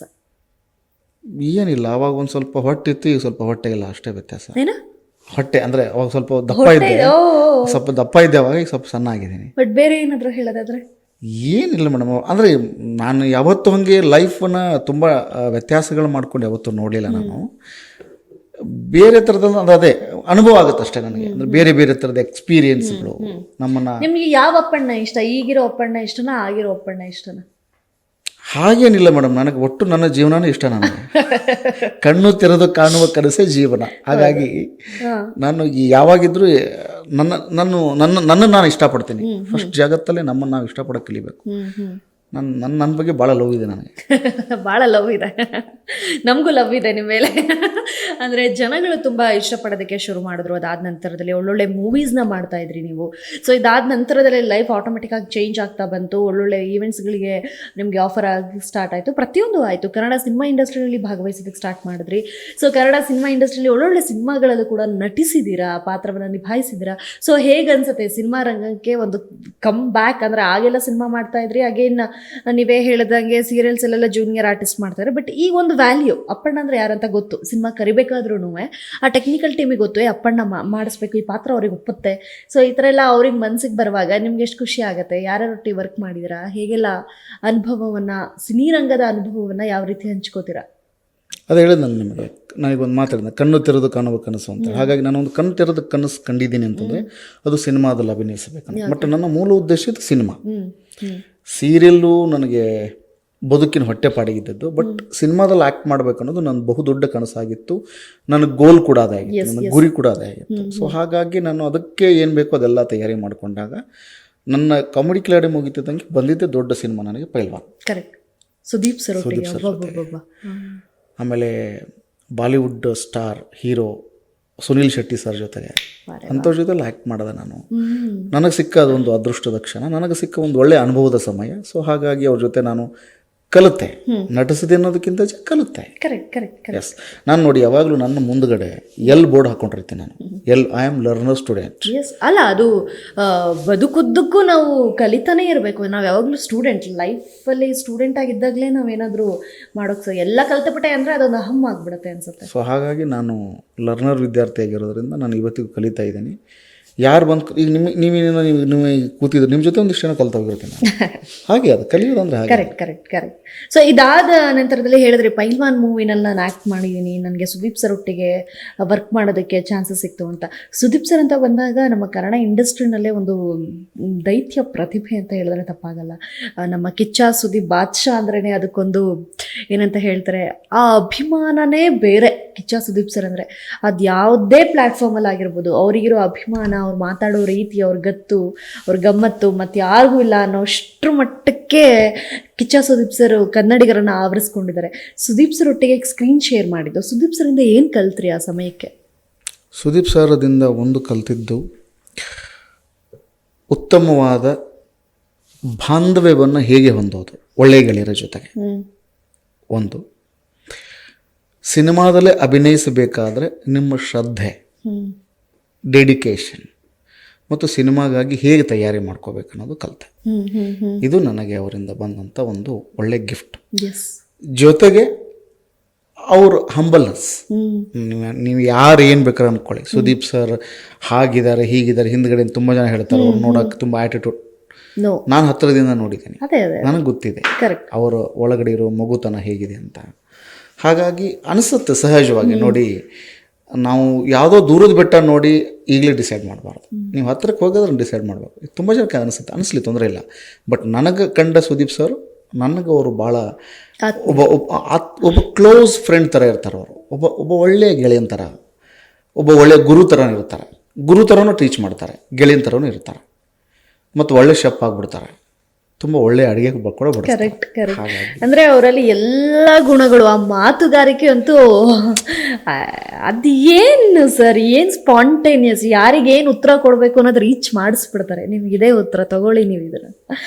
ಆ ಮಾತುಗಾರಿಕೆ ಕಲಿಬೇಕು ಅನಿಸುತ್ತೆ ಸುದೀಪ್ ಸರ್ ಕಡೆಯಿಂದ. ಮೋಸ್ಟ್ ಪ್ರಾಬಬ್ಲಿ ನಾನು ಕಲ್ತ್ಕೊಂಡ್ರೆ ಸುದೀಪ್ ಸರ್ ಕಡೆಯಿಂದ ಮಾತುಗಾರಿಕೆನೇ. ಸೊ ಇದಾದಮೇಲೆ ಒಂದಷ್ಟು ಹೆಸರುಗಳನ್ನ ಹೇಳ್ತಾ ಹೋಗ್ತೀನಿ, ಅವರಿಂದ ನೀವೇನೇನು ಕಲ್ತ್ರಿ ಆನ್ ಸ್ಕ್ರೀನ್ ನೋಡ್ತಾ ಹೋದಾಗ ಅಂತ ಹೇಳ್ತಾ ಹೋಗ್ತೀರಾ, ಆಯಿತಾ? So first D boss, again Darshan sir, ಅವರಿಂದ ನೀವು ಏನು ಕಲ್ತ್ರಿ ಅಂದರೆ ಆನ್ ಸ್ಕ್ರೀನ್ ಮಾತಾಡೋಣ. ಸಿನಿ ರಂಗಕ್ಕೆ ಸಂಬಂಧಪಟ್ಟ ಹಾಗೆ ಏನು ಕಲಿತೀರಾ? ಸೊ ಅವ್ರು ಮಾಡೋವಂಥ ವಿಭಿನ್ನತೆ ಕೆಲಸಗಳಾಗಿರ್ಬೋದು, ವಿಭಿನ್ನ ಪಾತ್ರಗಳು. ಸೊ ಈ ಥರ ನೋಡಿದಾಗ ದರ್ಶನ್ ಸರ್ ಬಗ್ಗೆ ನಿಮ್ಗೆ ಇರೋ ಅಭಿಪ್ರಾಯ ಏನು? ಮಾಸ್ ಸಿನಿಮಾ ಹೇಗೆ ಮಾಡಬೇಕು? ವಾಹ್, ಓಕೆ, ಅದು ಒಂದೇ ಕಲ್ತಿರೋದು ಹಾಗಾದರೆ. ಮತ್ತೆ ನಿಜವಾಗ್ಲೂ ಮಾಸ್ ಸಿನಿಮಾಗೆ ಹೇಳಿ ಮಾಡಿಸಿದ್ದ ಹೀರೋ ನಮ್ಮ ಬ್ಯೂಟಿಫುಲ್. ಅದೇ ನೋಡಿ, ಪಾಪ ಅವ್ರು ನಮ್ಮ ಪ್ರೀತಿಯ ರಾಮ ಮಾಡಿದಾಗ ಜನ ಅವ್ರನ್ನ ಕೈ ಹಿಡಿಲಿಲ್ಲ. ಅದೇ ಮಾಸ್ ಸಿನಿಮಾ ಮಾಡಿದಾಗ ಅವ್ರನ್ನ ಕೈ ಹಿಡಿದ್ಬಿಟ್ರು. ಬಟ್ ಈಗಲೂ ಆ ಕೊರಗಿದೆ ಅವ್ರಿಗೆ. ನಾನು ಭಾಳ ಡೆಡಿಕೇಟಾಗಿ ಮಾಡಿದ ಒಂದು ನಮ್ಮ ಪ್ರೀತಿಯ ಸಿನಿಮಾ ಅನ್ನೋದು ಕೈ ಹಿಡಿಲಿಲ್ಲ ಜನ. ಬಟ್ ನಾನು ಮಾಸ್ ಸಿನಿಮಾ ಮಾಡಿ ಓಕೆ ನಾನು ಮಾಸೇ ಮಾಡ್ತೀನಿ, ಮಾಸೇ ಹೊರಟ್ರು ಅವರು. ಬಟ್ ಇವತ್ತಿಗೆ ಅವ್ರು ನೋಡಿದಾಗ ನನಗೆ ಮಾಸಾಗಿ ಅವ್ರು ಬಂದಾಗ ಎಸ್. ಇನ್ನು ಕೊರೋನಾ ಪೀರಿಯಡಲ್ಲಿ ನಮ್ಮ ಸಿನಿರಂಗ ಎಲ್ಲ ಸ್ವಲ್ಪ ನಮ್ಮ ಕನ್ನಡ ಚಿತ್ರರಂಗವೇ ಒಂದು ಏನಂತ ಹೇಳ್ತಾರೆ, ಆ ಪ್ರಯತ್ನವನ್ನು ಪಡುವಾಗ ನಮ್ಮ ರಾಕಿಂಗ್ ಸ್ಟಾರ್ ಯಶ್ ಅವರು ಕನ್ನಡ ಸಿನಿರಂಗವನ್ನೇ ತಿರುಗಿ ನೋಡುವಂತಹ ಪ್ರಯತ್ನವನ್ನು ಮಾಡ್ತಾರೆ. KGF 1, KGF 2 ಅಂತ. ಸೊ ಈ KGF 1, KGF 2 ಆದಂಥ ಸಿನಿಮಾದಲ್ಲಿ ಇವತ್ತಿಗೂ ಅಷ್ಟೇ ನಾವೇನಾದರೂ ಮಾತಾಡುವಾಗ, ಈ ಸಕ್ಸಸ್ ಬಗ್ಗೆ ಮಾತಾಡುವಾಗ ಎಸ್ಪೆಷಲಿ, ಯಶ್ ಅವತ್ತು KGF 1, KGF 2ನ ಅಷ್ಟು ಎತ್ತರವಾಗಿ ಅಥವಾ ದೊಡ್ಡದಾಗಿ ಮಾಡಲಿಲ್ಲ ಅಂದರೆ ಇವತ್ತು ಅವ್ರು ಹಂಗೆ ಆಗ್ತಿದ್ರ ಅನ್ನೋದು ನಾವು ಸಾಮಾನ್ಯವಾಗಿ ತಗೊಳ್ಳೋ ಎಕ್ಸಾಂಪಲ್ ಆಗಿಬಿಟ್ಟಿದೆ. ಸೊ ಯಶ್ ಸರ್ ಅಂತ ಬಂದಾಗ ನಿಮ್ಮ ಅಭಿಪ್ರಾಯ? ಯಶ್ ಸರ್ ನಮ್ಮ ಚಿತ್ರರಂಗದ ಒಂದು ಯಶಸ್ಸಿನ ಮನುಷ್ಯ. ಓಕೆ, ಅವ್ರ ಯಶ್ ಅಂತ ಹೇಗಿದೆ, ಅವ್ರ ಯಶಸ್ಸಿನ ಮನುಷ್ಯ. ಅವ್ರ ಯಶಸ್ಸು ಕಂಡಿದ್ದಾರೆ, ನಿಜವಾದ ಯಶಸ್ಸನ್ನು ಕಂಡಿದ್ದಾರೆ. ಹೌದು. ಸೊ ಯಶಸ್ಸು ಅನ್ನೋದು ಯಶ್ ಅವ್ರನ್ನ ಹುಡ್ಕೊಂಡು ಬಂತು ಅಂತ, ಯಶ್ ಸರ್ ಅವರನ್ನ. ಸೊ ಯಶ್ ಸರಿಂದ ಯಶಸ್ಸನ್ನ ಹೇಗೆ ತಗೋಬೇಕು ಅನ್ನೋದು, ಖಂಡಿತ ಯಶಸ್ಸನ್ನು ಹೇಗೆ ಸಾಧಿಸಬೇಕು ಅನ್ನೋದು. ಓಕೆ. ಸೊ ಹೀಗೇ ಅಪ್ಪಣ್ಣ ಸರ್ಜರಿ ಅದ್ಭುತವಾಗಿ ಹೋಗ್ತಾ ಇರುತ್ತೆ. ಅವ್ರ ಪಾಡಿಗೆ ಅವ್ರ ಲೈಫ್ನ ಲೀಡ್ ಮಾಡ್ತಾ ಇರ್ತಾರೆ. ಒಳ್ಳೊಳ್ಳೆ ಸಿನಿಮಾಗಳ ಅವಕಾಶಗಳು ಅವ್ರ ಕೈಯಲ್ಲಿರುತ್ತೆ. ಧಾರಾವಾಹಿಗಳಲ್ಲೂ ಕೂಡ ಗೆಸ್ಟ್ ಅಪಿರಿಯನ್ಸ್ ಇರ್ತಾ ಇರುತ್ತೆ. ರಿಯಾಲಿಟಿ ಶೋಗೆ ಮತ್ತೆ ವಾಪಸ್ ಕರೀತಾ ಇರುತ್ತೆ ವಾಹಿನಿಗಳು. ಹೀಗೆ ಒಂದು ಪೀಕಲ್ಲಿರುವಾಗ ಯಾವುದೋ ಒಂದು ವಿಷಯ ನಿಮ್ಮ ಲೈಫಿಗೆ ಬರುತ್ತೆ ಅಚಾನಕ್ಕಾಗಿ, ಅದೊಂದು ರೂಮರ್ ಆಗಿ ಕನ್ವರ್ಟ್ ಆಗುತ್ತೆ. ನಿಮ್ಮ ಬ್ಯಾಚ್ನ ಕಂಟೆಸ್ಟೆಂಟ್ ಅಂದರೆ ನಿಮ್ಮ ಕಂಟೆಸ್ಟೆಂಟ್ಸ್ ಬೇರೆ ಯಾರೂ ಅಲ್ಲ, ನೀವು ನಟನೆ ಮಾಡಿ ನಟಿಸಿದಂತಹ ಸ್ಟೇಜ್ನಲ್ಲಿ ಇರುವಂಥ ಕಂಟೆಸ್ಟೆಂಟ್ಸ್ ಅವರೆಲ್ಲರೂ ಕೂಡ. ಸೊ ಹೀಗೆ ಅವ್ರದ್ದೇನೋ ಪರ್ಸನಲ್ ಆದಾಗ ನಿಮ್ಮವರೆಗೂ ಅದನ್ನು ತರ್ತಾರೆ. ಸೊ ನಿಮ್ಮವರೆಗೂ ತಂದು ಅದನ್ನು ಒಂದು ದೊಡ್ಡ ಇಶ್ಯೂ ಮಾಡೋದಕ್ಕೆ ಪ್ರಯತ್ನ ಪಡ್ತಾರೆ. ಸೊ ಇದಾದಮೇಲೆ ಅದನ್ನೇ ಹೇಳ್ತಾ ಇದ್ದೆ ನಾನು, ಒಂದು ಆರ್ಟಿಸ್ಟ್ಗೆ ಒಂದು ಫೇಮ್ ಗಳಿಸೋದೇ ಅದೊಂದು ಸಕ್ಸಸ್ಸು. ಆ ಗಳಿಸಿದಾದ್ಮೇಲೆ ಅದ್ರ ಮೇಲೆ ಒಂದು ಕಪ್ಪು ಚುಕ್ಕಿ ಇದ್ರೂ ಅದನ್ನು ಅಳತೆ ಮಾಡಿಬಿಡ್ತಾರೆ ನಮ್ಮ ಜನಗಳಾಗಿರ್ಬೋದು, ಅಥವಾ ನಿಮ್ಮ ಬೇರೆ ಬೇರೆ ಕಲಾವಿದರುಗಳೇ ಆಗಿರ್ಬೋದು. ಹಿಂಗೆ ಅಪ್ಪಣ್ಣವ್ರ ಹೆಸರು ಬಂತ ಈ ವಿಷಯದಲ್ಲಿ ಹೀಗ ಅಂತಂದರೆ ಜಡ್ಜ್ ಕುತ್ಕೊಂಡ್ಬಿಡ್ತೀವಿ ನಾವು, ಇದೇನು ಅಪ್ಪಣ್ಣ ಸರ್ ಹೆಸರು ಈ ಒಂದು ವಿಷಯಗಳಲ್ಲಿ, ಈ ಒಂದು ರೂಮರ್ಗಳಲ್ಲಿ ಅಂತಂದಾಗ ಅದೊಂದು ಆರ್ಟಿಸ್ಟಿಗೆ ಹೊಡೆಯುವಂಥ ದೊಡ್ಡ ಹೊಡೆತ ಅಂದರೆ ತಪ್ಪಾಗಲಾರ್ದು ಆ ಥರ ವಿಷಯಗಳು. ಸೊ ಅದನ್ನು ಆ ಟೈಮಲ್ಲಿ ಅಪ್ಪಣ್ಣ ಸರ್ ಹೇಗೆ ಹ್ಯಾಂಡಲ್ ಮಾಡಿದ್ರು ಅದನ್ನು ಐ ಥಿಂಕ್ ಇನ್ನೂ ನಡೀತಾ ಇದೆ ಆ ವಿಷಯಗಳು. ಬಟ್ ಹೇಗೆ ಹ್ಯಾಂಡಲ್ ಮಾಡಿದ್ರು ಅದೊಂದು 2 ದಿನ 3 ದಿನ ಎಲ್ಲ ವಾಹಿನಿಗೂ ಕರೆ ಮಾಡಬೇಕು, ಕ್ಲಾರಿಟಿ ಕೊಡಬೇಕು, ಸೋಷಿಯಲ್ ಮೀಡಿಯಾದಲ್ಲಿ ಏನೇನೋ ರೂಮರ್ಗಳು ಹಿಂಗೆ ಅನ್ನಿಸ್ತು ಅದೊಂದು ಫಸ್ಟ್ ಟೈಮ್ ಆ ಥರದ್ದೊಂದು ಬ್ಲಾಸ್ಟ್ ಆದಾಗ? ಏನಿಲ್ಲ, ಒಂದು ತಾಳ್ಮೆ ಇರಬೇಕು ಆ ಟೈಮಲ್ಲಿ. ನಾನು ಫಸ್ಟ್ ತೊಗೊಂಡಿದ್ದೆ ತಾಳ್ಮೆ, ಬ್ಯೂಟಿಫುಲ್ ತಾಳ್ಮೆ ತೊಗೊಂಡೆ ನಾನು. ಜೊತೆಗೆ ನನಗೆ ಒಂದು ಅನಿಸೋದೇನಂದ್ರೆ ಗೊತ್ತಾ, ಒಂದು ನದಿ ಇರುತ್ತೆ, ಆ ನದಿಯಲ್ಲಿ ನೀರು ಹರಿಯುವಾಗ ಆ ನೀರು ಒಳಗಡೆ ಹೂವನ್ನು ಹಾಕ್ತಾರೆ, ಅಮೃತವನ್ನು ಹಾಕ್ತಾರೆ, ಗೋಮೂತ್ರನೂ ಹಾಕ್ತಾರೆ, ಕಸನೂ ಚೆಲ್ತಾರೆ, ಹೆಣನೂ ಹಾಕ್ತಾರೆ, ಊರು ಚಪ್ಪಲಿ ತಂದು ಅದರಲ್ಲಿ ಬಿಸಾಕ್ತಾರೆ. ಸೊ ಅದು ನದಿ ತನ್ನ ಪಾಡಿಗೆ ಹರಿತಾ ಇರುತ್ತೆ. ಅದು ಯಾವತ್ತೂ ಏನು ಹಾಕಿದ್ರಿ ಯಾಕೆ ಹಾಕಿದ್ರಿ ಅಂತ ಕೇಳಲ್ಲ. ಕರೆಕ್ಟ್. ಓಕೆ, ಆಮ್ಯಾಗ ನೀವು ಒಳ್ಳೇದು ಹಾಕಿದ್ರು ಕೇಳಲ್ಲ, ಕೆಟ್ಟದ್ದು ಹಾಕಿದ್ರು ಕೇಳಲ್ಲ. ನಾನು ಆ ನದಿ ಥರ ಸುಮ್ಮನೆ ಹೋಗ್ತಾ ಇದ್ದೀನಿ. ನನಗೆ ನೀವು ನನ್ನ ಮೇಲೆ ಏನು ತಂದು ಹಾಕಿದ್ರು ನನಗೆ ಅದು ಯಾವುದೂ ತಾಗಲ್ಲ. ನನ್ನ ಕೆಲಸ ಏನು, ನಟಿಸುವುದು, ಅದನ್ನು ಜನರಿಗೆ ಒಳ್ಳೆಯ ರೀತಿಯಲ್ಲಿ ತಲುಪಿಸುವುದು, ಆ ಪ್ರಯತ್ನ ಮಾಡ್ತಾಯಿದ್ದೀನಿ. ಹಾಗಾಗಿ ನನ್ನ ಜೊತೆಲಿದ್ದವರೇ ನನಗೆ ಹಿಂದ್ಗಡೆಯಿಂದ ಚೂರಿ ಹಾಕ್ತಾರೆ, ಅಥವಾ ನನ್ನ ಜೊತೆಲಿದ್ದವರೇ ನನ್ನ ಬೆನ್ನಿಂದ ಮಾತಾಡ್ತಾರೆ, ಅಥವಾ ನನ್ನ ಜೊತೆ ಇದ್ದವರೇ ನನ್ನ ಹತ್ರ ನನ್ನ ಮೇಲೆ ಹುನ್ನಾರ ಮಾಡಿ ಏನೋ ಮಾಡ್ತಾರೆ ಅಂದರೆ ನಾನು ಅದ್ರ ಬಗ್ಗೆ ಕೇರೇ ಮಾಡಲ್ಲ. ಬಟ್ ಈ ಒಂದು ವಿಷಯದಲ್ಲಿ ನಿಮ್ಮ ಹೆಸರು ಬಂದಾಗ ಅಥವಾ ನಿಮ್ಮ ಹೆಸರು ಪಾಪಪ್ ಆದಾಗ ಸ್ಟಾರ್ಟ್ ಆದಾಗ ನಿಮ್ಮ ಮೈಂಡಲ್ಲಿ ಏನು ಓಡ್ತು? ಅಯ್ಯೋ ಇದು ಎಲ್ಲಿಂದ ಬರ್ತಾ ಇದೆ? ನಿಮ್ಗೆ ಹೆಂಗೆ ಶಾಕ್ ಆಯಿತು? ಯಾವ ರೀತಿ? ಸಹಜವಾಗಿ ಎಲ್ಲ ಮನುಷ್ಯರಿಗೂ ಅನಿಸೋ ಹಾಗೆ ನನಗೂ ಅನಿಸಿದೆ, ಏನಿದು ಯಾಕೆ ಹಿಂಗೆ ಬಾಯಿತು ಅಂತ. ಬಟ್ ನನಗೆ ಕ್ಲಾರಿಟಿ ಇತ್ತು. ಆ ಹೆಣ್ಮಗಳು ನಾನು ಮುಂಚೆ 2 ವರ್ಷದ ಮುಂಚೆ ಹೇಳಿದ್ಲು, ಈ ಥರ ಒಬ್ಬ ಹಲ್ಕ ಇದ್ದಾನೆ, ಅವನು ಈ ಥರ ಮಾಡಿಬಿಟ್ಟಿದ್ದಾನೆ ನನ್ನ ಬಗ್ಗೆ. ಸೊ ಹಾಗಾಗಿ ನನಗೆ ನೀನು ಅನ್ನ ಕೊಟ್ಟವನು, ನಿನ್ನಂತರೂ ಮೋಸ ಮಾಡಿದ್ರೆ ಆ ದೇವ್ರು ಮೆಚ್ಚಲ್ಲ, ನನಗೆ ಕ್ಷಮಿಸು ನನಗಂತ ಮುಂಚೆ ಹೇಳಿ ಹೋಗಿದ್ಲು ನನಗಳು. ಅವಾಗ ನನಗೆ ಅರ್ಥ ಆಗಿತ್ತು, ಓಕೆ ಇವರು ಬುದ್ಧಿಯಲ್ಲಿ ಕಳಿಸಿದ್ದೆ ನಾನು. ನೋಡಿ, ನಾನು ಆವಾಗಲೇ ಅವ್ರ ಮೇಲೆ ಆ್ಯಕ್ಷನ್ ತೊಗೋಬೇಕಾಗಿತ್ತು. ಬಟ್ ನಾನು ಬುದ್ಧಿ ಹೇಳ್ತಾ ಬಂದೆ, ಅವ್ರು ಕೇಳಿಲ್ಲ. ಅದೇ ಅವ್ರಿಗೆ ಅವರವರ ಪಾಪದ ಫಲ ಏನಿದೆ, ಅಥವಾ ಅವರವರ ವಿಕೃತತನ ಅವ್ರಿಗೆ ಬುದ್ಧಿ ಕಲಿಸ್ತಾ ಇದೆ, ಅದು ಪಾಠ ಹೇಳ್ಕೊಡ್ತಾ ಇದೆ. ಬಿಡಲ್ಲ ಯಾರನ್ನೂ ಈ ಜಗತ್ತಲ್ಲಿ. ಒಂದು ಅರ್ಥ ಮಾಡ್ಕೋಬೇಕಷ್ಟೇ, ನಮ್ಮ ಯಾರಿಗೆ ನಾವು ಒಳ್ಳೇದು ಮಾಡ್ತೀವಿ ನಮ್ಮನ್ನು ಅದೇ ಕಾಪಾಡೋದು ಇವತ್ತಿಗೂ. ಒಳ್ಳೆತನ, ಒಳ್ಳೆಯ ಮನಸ್ಸು, ಒಳ್ಳೆಯ ರೀತಿಯಲ್ಲಿ ಮನುಷ್ಯನಾಗಿ ಅದನ್ನೇ ಕಾಪಾಡೋದು. ಹಾಗಾಗಿ ನಾನು ಅದೇ ಕಾಪಾಡಿದೆ, ನಮ್ಮ ಒಳ್ಳೆತನ ಕಾಪಾಡಿದೆ. ಬಟ್ ಆಮೇಲೆ ಅವರೇ ಕ್ಲಾರಿಟಿ ಕೂಡ ಕೊಟ್ಟರು, ಇದೇನು ಪಾಪಪ್ ಆಗ್ತಾ ಇತ್ತು ನಿಮ್ಮ ಹೆಸರು, ಈ ರೀತಿ ಎಲ್ಲ ಯಾವ ರೀತಿಯೂ ಮಾಡೋಕ್ಕೆ ಹೋಗಬೇಡಿ ಅನ್ನೋ ಥರದಲ್ಲಿ ಅವರು ಒಂದು ಕ್ಲಾರಿಟಿ ಕೊಟ್ಟರು. ಸೊ ಅದೇ ಆ ಥರದ್ದು ಏನಾದರೂ ಒಂದು ಒಳ್ಳೆ ಪೀಕಲ್ಲಿರುವಾಗ, ನಾವು ಒಂದು ಚೆನ್ನಾಗಿ ಕೆಲಸ ಮಾಡ್ತಿರುವಾಗ, ಒಂದು ಚಿಕ್ಕ ಸಕ್ಸಸ್ ಅಂತ ಸಿಕ್ಕಾಗ, ಇದಾದ್ಮೇಲೆ ಅದ್ರ ಮೇಲೆ ಒಂದು ಈ ಥರದ್ದೆಲ್ಲ ರೂಮರ್ಸ್ ಆದಾಗ ನಮ್ಮನ್ನು ತುಂಬ ಹಿಂದಕ್ಕೆ ಎಳ್ದಾಕ್ಬಿಡುತ್ತೆ. ಇವು ಫೀಲ್ಡೇ ಬೇಡ, ಏನೋ ಒಂದು ಮಾಡ್ಕೊಂಡಿರೋಣ, ಇದೆಲ್ಲ ಬರುತ್ತೆ ಮೈ ಮೇಲೆ. ಇಲ್ದಿರೋದೆಲ್ಲ ಸರಿ, ನಾವು ಅದಕ್ಕೆ ಅಪರಾಧಿ ಸ್ಥಾನದಲ್ಲಿ ನಿಂತ್ಕೊಂಡಿದ್ದೀವ, ಸರಿ ತಗೊಳ್ಳೋಣ. ಅದಲ್ವಲ್ಲ ನಾವುಗಳಲ್ಲ ಅಂತಂದ್ರು, ನಾವು ಹೆಲ್ಪ್ ಮಾಡಿ ನಾವು ಬುದ್ಧಿ ಮಾತು ಹೇಳಾದ್ಮೇಲೂ ನಮ್ಮ ಹೆಸರನ್ನೇ ಈ ರೀತಿ ಒಂದು ಕೆಟ್ಟ ಸಿಚುವೇಶನ್ಗೆಲ್ಲ ಬಳಸ್ಕೋತಾರೆ ಅಂತ ಬಂದಾಗ ಯಾವ ರೀತಿ ಅನಿಸುತ್ತೆ ಅಪ್ಪಣ್ಣ ಸರ್? ಯಾಕೆಂದರೆ ನಿಮ್ಮೊಟ್ಟಿಗೆ ಕೆಲಸ ಮಾಡಿದಂಥ ವ್ಯಕ್ತಿತ್ವಗಳದು. ನೋಡಿ, ಈಗ ನಟನೆ ಅಂತಂದರೆ, ನಟನೆಗೆ ಬರ್ತೀರಿ ಅಂತಂದರೆ, ಅಥವಾ ನೀವೊಂದು ಪಾಪ್ಯುಲಾರಿಟಿ ವೇದಿಕೆಗೆ ಬರ್ತೀರಿ ಅಂತಂದರೆ, ಸಹಜವಾಗಿ ಅಲ್ಲಿ ವಿವಾದ, ನಿಮ್ಮ ಬಗ್ಗೆ ಕೆಟ್ಟದ್ದು ಅಥವಾ ಏನಾದರೂ ಒಂದು ಬರುತ್ತಂತ ಮಾನಸಿಕವಾಗಿ ರೆಡಿ ಇರಬೇಕು ನೀವು. ಅಂದರೆ ಬರಬೇಕು. ಯಾಕಂದರೆ ನೀವು ನೋಡಿ, ನೀವು ಎಷ್ಟೇ ಒಳ್ಳೇದು ಮಾಡಿದ್ರು ಅಂತಾರೆ ಜನ. ನೀವು ಶ್ರೀರಾಮಚಂದ್ರನ ಥರ ಬದುಕ್ತಾ ಇದ್ದೀನಿ ಅಂತಂದ್ರು ಅಂಥ ಶ್ರೀರಾಮಗೆ ಬಿಟ್ಟಿಲ್ಲ, ಅನುಮಾನ ಪಟ್ಟ ಅಂತಾರೆ. ಜಗತ್ತಲ್ಲಿ ಯಾರನ್ನೂ ಬಿಡಲ್ಲ, ಎಲ್ಲರಿಗೂ ಬಿಡಲ್ಲ. ಇದು ಹೀಗೆ ಇದ್ದಿದ್ದೆ. ಹಾಗಾಗಿ ನಾವು ಇದನ್ನು ಈ ಇಂಡಸ್ಟ್ರಿಗೆ ಬರ್ತೀವಂದರೆ, ನಾವು ಮುಖ ಕಾಣಿಸುವ ಮಾಧ್ಯಮದಲ್ಲಿ ಇದ್ದೀವಿ ಅಂತಂದರೆ ಖಂಡಿತವಾಗ್ಲೂ ನಿಮ್ಮ ಬಗ್ಗೆ 4 ಮಾತಾಡ್ತಾರೆ ಅಂತ ಬರುತ್ತೆ. ಅವ್ರ ಬಗ್ಗೆ ತಲೆ ಕೆಡಿಸ್ಕೋಬಾರ್ದು. ಬೊಗಳೋ ನಾಯಿ ಬೊಗಳ್ತಾ ಇರುತ್ತೆ, ನಾವು ನಮ್ಮ ಪಾಡಿಗೆ ನಾವು ಹೋಗ್ತಾ ಇರಬೇಕು. ಬೊಗಳೋ ನಾಯಿಗಳಿಗೆ ಕಿವಿ ಕೊಟ್ಟು ನಿಂತ್ಕೊಂಡ್ರೆ ನೀವು ಇನ್ನೊಂದು ನಾಯಿ ಆಗ್ತೀರಿ. ನಾವು ನಾಯಿ ಆಗಬಾರ್ದು. ನಮ್ಮ ಕೆಲಸ ಏನಿದೆ, ನಮ್ಮ ಸಾಧನೆ ಇದೆ, ನಾವು ಆ ಕಡೆ ಹೋಗ್ಬೇಕು. ಹಾಗಾಗಿ ನಾನು ಇವ್ರು ಯಾರಿಗೂ ತಲೆ ಕೆಡಿಸ್ಕೊಂಡೆ, ಇಂಥವೇನೋ 10 ಬರಲಿ ತಲೆ ಕೆಡಿಸ್ಕೊಳ್ಳಲ್ಲ ನಾನು. ನೀವೇನು ಅಂತಂದರೆ ನಮ್ಮ ಆತ್ಮಸಾಕ್ಷಿಗೆ ನಾವೇನು ಅಂತ ಗೊತ್ತಿದ್ದಾಗ ಮತ್ತೆ ಯಾರಿಗೆ ಯಾಕೆ ತಲೆ ಕೆಡಿಸ್ಕೋಬೇಕಲ್ವ ಸರ್? ನೋಡಿ, ನಾನು ದುಡ್ಡಲ್ಲಿ ಒಬ್ರಿಗೆ 1 ರೂಪಾಯಿ ಮೋಸ ಮಾಡಿಲ್ಲ, ಒಬ್ಬರು ದುಡ್ಡು ತಿಂದಿಲ್ಲ, ಒಬ್ಬರು ಕರ್ಕೊಂಡೋಗಿ ನಾನು ವೇಸ್ಟ್ ಮಾಡಿಲ್ಲ, ಅಥವಾ ನಾನು ಯಾರಿಗೂ ಹಿಂದ್ಗಡೆಯಿಂದ ಹೋಗಿ ಚೂರಿ ಹಾಕಿಲ್ಲ, ಮದ್ರ ಬಗ್ಗೆ ಅವಹೇಳನ ಮಾಡಿಲ್ಲ, ಕೆಟ್ಟದಾಗ ಮಾತಾಡಿಲ್ಲ, ಒಳ್ಳೆ ಕೆಲಸ ಮಾಡಿದ್ದೀನಿ ಇದುವರೆಗೂ ಮಾಡೋದು. ಹಾಗೆ ನಾನು ಯಾಕೆ ಹೆದರಬೇಕು? ಮಾಡಿದವ್ರೇನೇದು ಅವ್ರು ಅನುಭವಿಸ್ತಿದ್ದಾರೆ ಅವರ ಕರ್ಮಾನುಸಾರವಾಗಿ. ಹಾಗಾಗಿ ನಾನು ಅದ್ರ ಬಗ್ಗೆ ತಲೆ ಕೆಡಿಸ್ಕೊಳ್ಳಲ್ಲ. ಆದರೆ ನನಗೆ ಒಂದು ಕ್ಲಾರಿಟಿ ಬೇಕಿತ್ತು, ಆ ಕ್ಲಾರಿಟಿನ ಹೆಣ್ಮಕ್ಳು ಕೊಟ್ಟಿದ್ದು ಮುಗಿದೋಯ್ತು. ಕರೆಕ್ಟ್. ಅದನ್ನು ನಾನು ಹೇಳಿದ್ರೆ ತಪ್ಪಾಗೋ ಜನಕ್ಕೆ, ಅವರು ಯಾರಿದ್ದಾರೆ ಅವರೇ ಕೊಟ್ಟರೆ ಮುಗಿದೋಯ್ತು. ಅದೇ ದಟ್ ಈಸ್ ವೇರ್ ಅಪ್ಪಣ್ಣ ಸರ್ಗೆ ಇನ್ನೇನು ಮಸಿ ಬಳಿಯೋ ಚಾನ್ಸಸ್ ಇತ್ತು. ಧೈರ್ಯ ಮಾಡಿ ಆ ಹೆಣ್ಮಗಳು ನೀವಲ್ಲ ಅಂತ ಹೇಳಿದ್ರು, ನೀವು ಕ್ಲಾರಿಟಿ ತೊಗೊಂಡ್ರು, ಯಾವುದೇ ರೀತಿ ಬೇರೆ ಬೇರೆ ಮಾತುಗಳು ಅವ್ರಿಗೆ ಆಡೋದು ಬೇಡ ಅಂತ ಹೇಳಿ ಅಲ್ಲಿಗೆ ನಿಲ್ಲಿಸ್ಬಿಟ್ರು.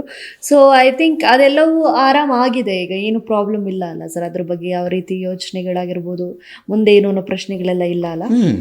ನನಗಂತೂ ಅದ್ರ ಬಗ್ಗೆ ಯಾವ ನನಗೆ ಗೊಂದಲಗಳಿಲ್ಲ. ನಾನು ಅದೇ ಹೇಳಿದ್ನಲ್ಲ ಮೇಡಮ್, ನನಗೆ ಇವತ್ತಿಗೂ ನನಗಂತ 10 ಹಲವು ನನ್ನ ಮೇಲೆ ಆಪಾದನೆಗಳು ಬಂದು ನಾನು ತಲೆ ಕೆಡಿಸ್ಕೊಳ್ಳಲ್ಲ. ನನಗಿಂತ ದೊಡ್ಡ ನಟರ ಮೇಲೆ ಸಾವಿರಾರು ಆಪಾದನೆಗಳಿದ್ದಾವೆ, ಆರಾಮಾಗಿದ್ದಾರೆ ಅವರು. ಅದ್ರ ಬಗ್ಗೆ ತಲೆ ಕೆಡಿಸ್ಕೋಬಾರ್ದು. ನಾವು ಕೆಲಸ ನಾವು ಒಳ್ಳೆಯ ರೀತಿಯಲ್ಲಿ ಒಳ್ಳೆಯದನ್ನು ಮಾಡೋಕ್ಕೆ ಒಳ್ಳೆಯದ್ರ ಕಡೆಗೆ ಹೋಗ್ತಾಯಿದ್ದೀವಿ. ಅದ್ರದ್ದು ಬಗ್ಗೆ ಅಷ್ಟು ಯೋಚನೆ ಮಾಡ್ಬೇಕು ನಾವು. ಇದನ್ನು ಯಾವುದೋ ತಲೆಯಲ್ಲಿ ಇಟ್ಕೊಂಡು ಇದ್ರ ಬಗ್ಗೆ ನೀವು ಕೊರಗ್ತಾ ಕೂತ್ಕೊಂಡ್ರೆ ನೀವು ಮಾನಸಿಕವಾಗಿ ಕುಗ್ಗೋಗ್ತೀರಿ ಹೊರತು. ಅದೇ ಕರೆಕ್ಟ್. ಮಾನಸಿಕವಾಗಿ ನಮ್ಮನ್ನು ಕುಗ್ಗಿಸೋಕೆ ತುಂಬ ಜನ ಕಾಯ್ತಿರ್ತಾರೆ, ನಾವು ಅದಕ್ಕೆ ಅವಕಾಶ ಮಾಡಿಕೊಡಬಾರ್ದು. ಕಾಲು ಹೇಳಿದ ಇಮ್ಮಿಡಿಯೇಟ್ ಹತ್ತಾರೆ ನಿಮ್ಮನ್ನ, ಆಯಿತಾ? 10 ಹಲವು ಬಾಯಿಗಳು ನಿಮ್ಮ ಕಿವಿಯಲ್ಲಿ ಹಿತ್ತಾಳೆ ಕಿವಿ ಮಾಡಿಬಿಡ್ತಾವೆ, ನಿಮ್ಮನ್ನು ಕೇಳಿಸ್ಕೊತಾವೆ. ನಮ್ಮೇಲೆ ನಮಗೇನೆ ಒಂದು ಇದು ಬರೋ ಥರ, ಅಯ್ಯೋ ಏನು ನಮಗೆ ಅನಿಸ್ಬಿಡುತ್ತೆ ಆಶ್ಚರ್ಯ, ಇಂಥದ್ದು ನನ್ನ ಮೇಲೆ ಅಪವಾದನ ಹಿಂಗೆ ನಮ್ಮ ಮೇಲೆ ನಮಗೆ ಡೌಟ್ ಬರೋ ಶುರು ಆಗುತ್ತೆ. ಸೊ ಹಾಗಾಗುತ್ತೆ. ಅದಕ್ಕೆ ನಾವು ತಾಳ್ಮೆಗೆಡಬಾರ್ದು ಅಷ್ಟೇ. ತಾಳ್ಮೆಯಿಂದ ಇದ್ದು ಅದನ್ನು ಫೇಸ್ ಮಾಡಬೇಕು. ಎಕ್ಸಾಕ್ಟ್ಲಿ.